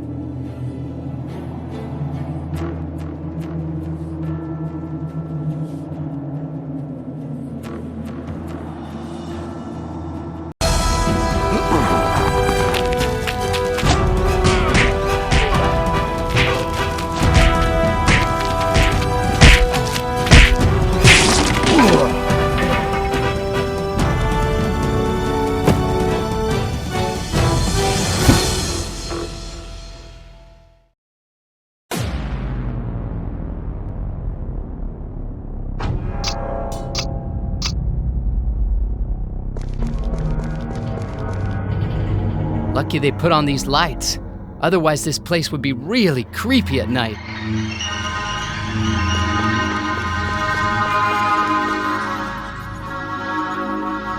It's the toolbox the monks brought inside a few minutes ago. Let's see if there's anything useful inside. If only I had had this that time in Panama when the cell door started to screech and all the guards woke up. Luckily, I was faster than those two fatzos. Just oil. Why not? I'll probably get imprisoned this time too, so it's better to be prepared.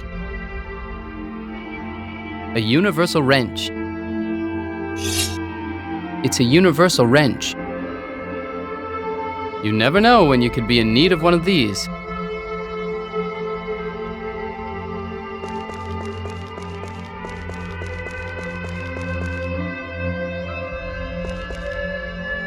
I hope they used cushions on these things in the past.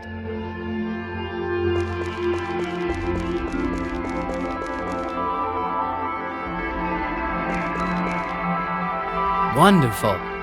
The entire inner courtyard is open air.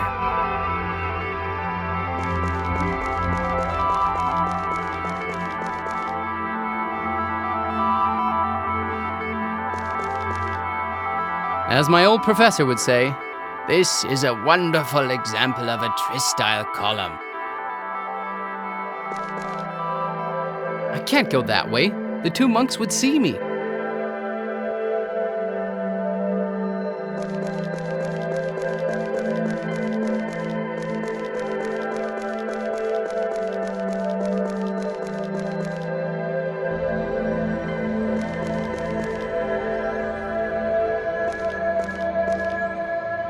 A strong cable that is fixed to something very heavy on the other side of this wall.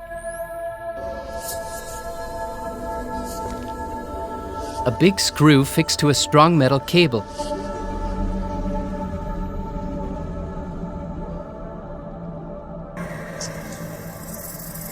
The screw is slightly rusty.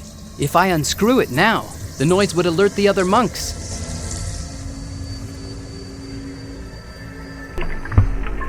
Okay, now I only need to find something to unscrew it.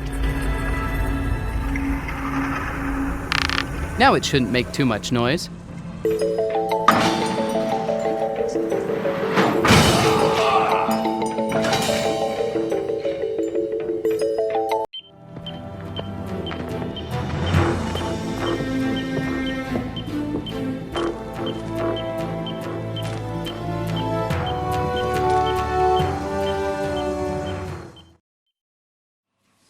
Joe, is that really you? Oh, thank you.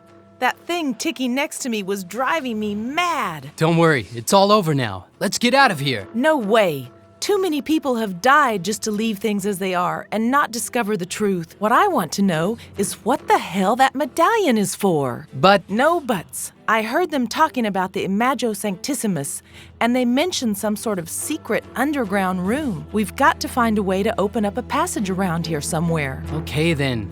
We've still got a bit of time, and I think I've knocked out quite a few of these possessed beings. Come on.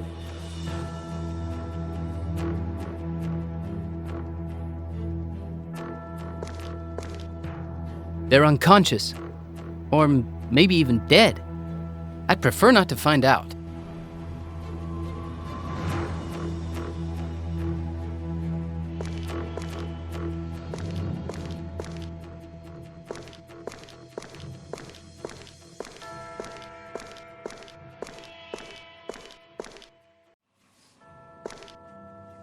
This decoration in the middle of the courtyard looks like a kind of water drain or something similar. This decoration in the middle of the courtyard looks like a kind of water drain or something similar.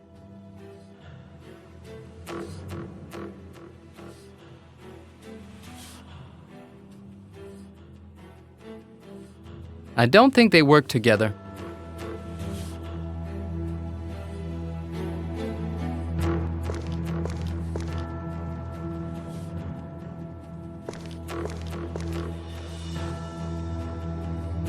Now, why on earth should someone build a hole right here? Perfect!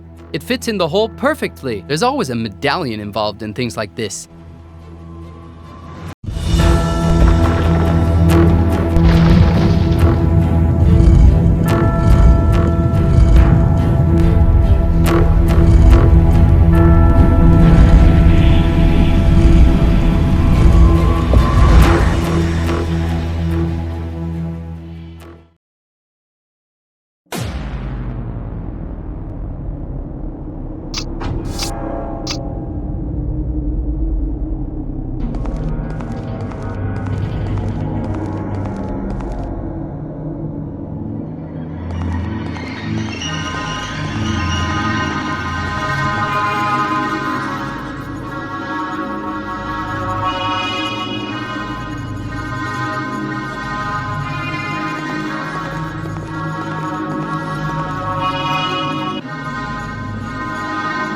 These two skeletons are on their knees, either as a homage to visitors, or maybe to warn them. These two skeletons are on their knees, either as a homage to... This fountain is similar to the other one, but it doesn't seem to be connected to the gate.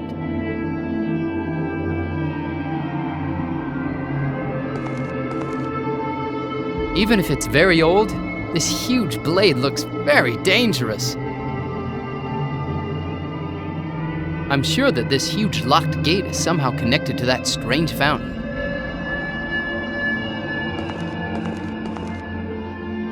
I think it's some kind of fountain. Looks like there's a strange hole in it.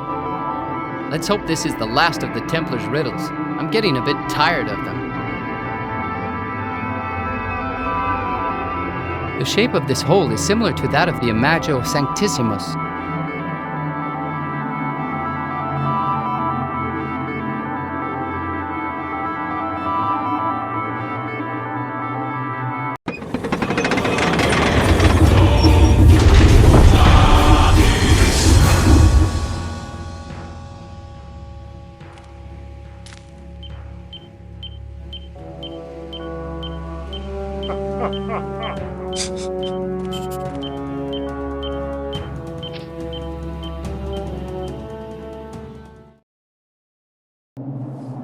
Cat's whiskers! You're Cardinal Gregorio! You seem to be surprised, Mr. Dante.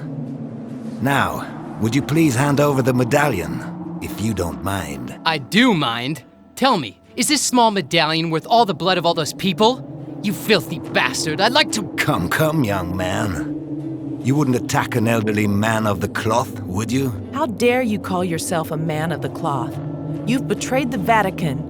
You've brought a cruel, ruthless sect back to life. You've committed murder just to gain wealth and power. Ah, Miss McKendall, do you believe that noble souls still exist? I'll be very sorry to have to give your father the news of your death. I've known him for years, and I've always admired his humanity. Now, if you don't mind— Tell me something, Cardinal. Why did you call me to Miami for the interview instead of coming to my house to capture me? You're always the journalist, Mr. Dante. Wanting the answers even when you're about to die. Especially when I'm about to die. I tried to make the best plan possible, but unfortunately I hadn't taken into consideration the death of your uncle. You see, my followers didn't kill Frank Dante. Your uncle was murdered by some petty criminal while he was following one of my disciples. Let's put it this way. It was a tragic fatality. Or divine intervention. It seems that you knew Frank much better than I did. I'll tell you a secret. It was Frank who discovered the importance of the Imago Sanctissimus and the concrete proof that the medallion really existed. He realized that the medallion had been forged by melting down the 30 pieces of silver that Judas had accepted to betray Christ, and realized that it had the power to reveal a map of all life forms in the entire universe. It was as if Christ had wanted to create something precious out of the symbol of his betrayal. Poor Frank, however, never managed to find out who the betrayer in the Vatican's secret services was. He certainly suspected me, especially after he found me rummaging through the papers about the secret of the Imago Sanctissimus. But he never found enough proof to take to the Pope, and now he's dead. He died to protect this seal. And is this secret so precious that it justifies all the blood that's been spilt in its name? My dear, the history of man should have taught you that the only things mankind really want are power and wealth. And that's all. Religion, the church, and politics, nothing but excuses to hide the truth. Man's greed. My sect has been studying this plan for centuries, and I'm the last link in the chain. I'm the one who will finally find the answer and bring the church as we know it today to its knees. They've been telling us lies for thousands of years, and knowing the reason behind the meaning of life would lead to the destruction of the old false church and the birth of a new one based on absolute truth and blood and death? And just to make men like you richer? The church has always been built on spilled blood, and it always helped men like myself to become rich. Besides, this won't make any difference to you or your friend, Mr. Dante. You're both as good as dead. Now, if you don't mind—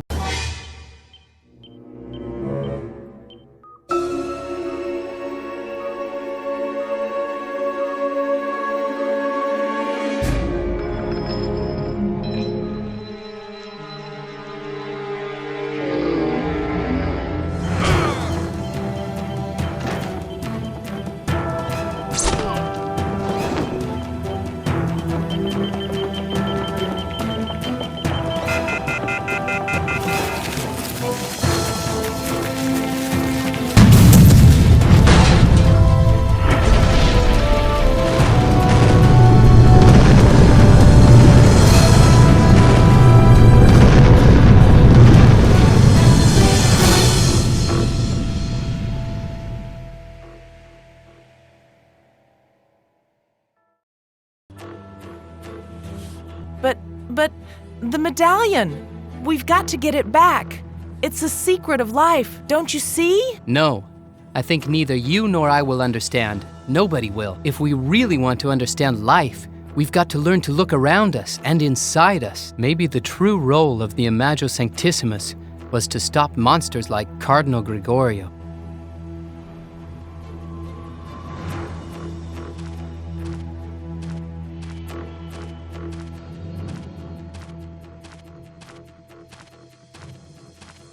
How many centuries have gone by?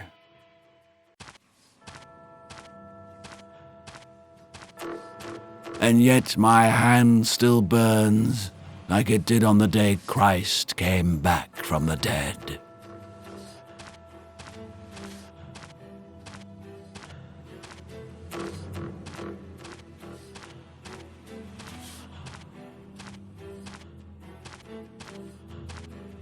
Judas. You. At last. My most beloved disciple. Your task is finally over. In the end, humanity has proven to be unworthy to know how precious the message hidden inside the medallion forged by Peter, using the 30 pieces of silver was. Mankind has been given the possibility of choosing, and it has chosen. You've been waiting for thousands of years, and finally the moment has arrived for you to come to me. In your name, now and forever.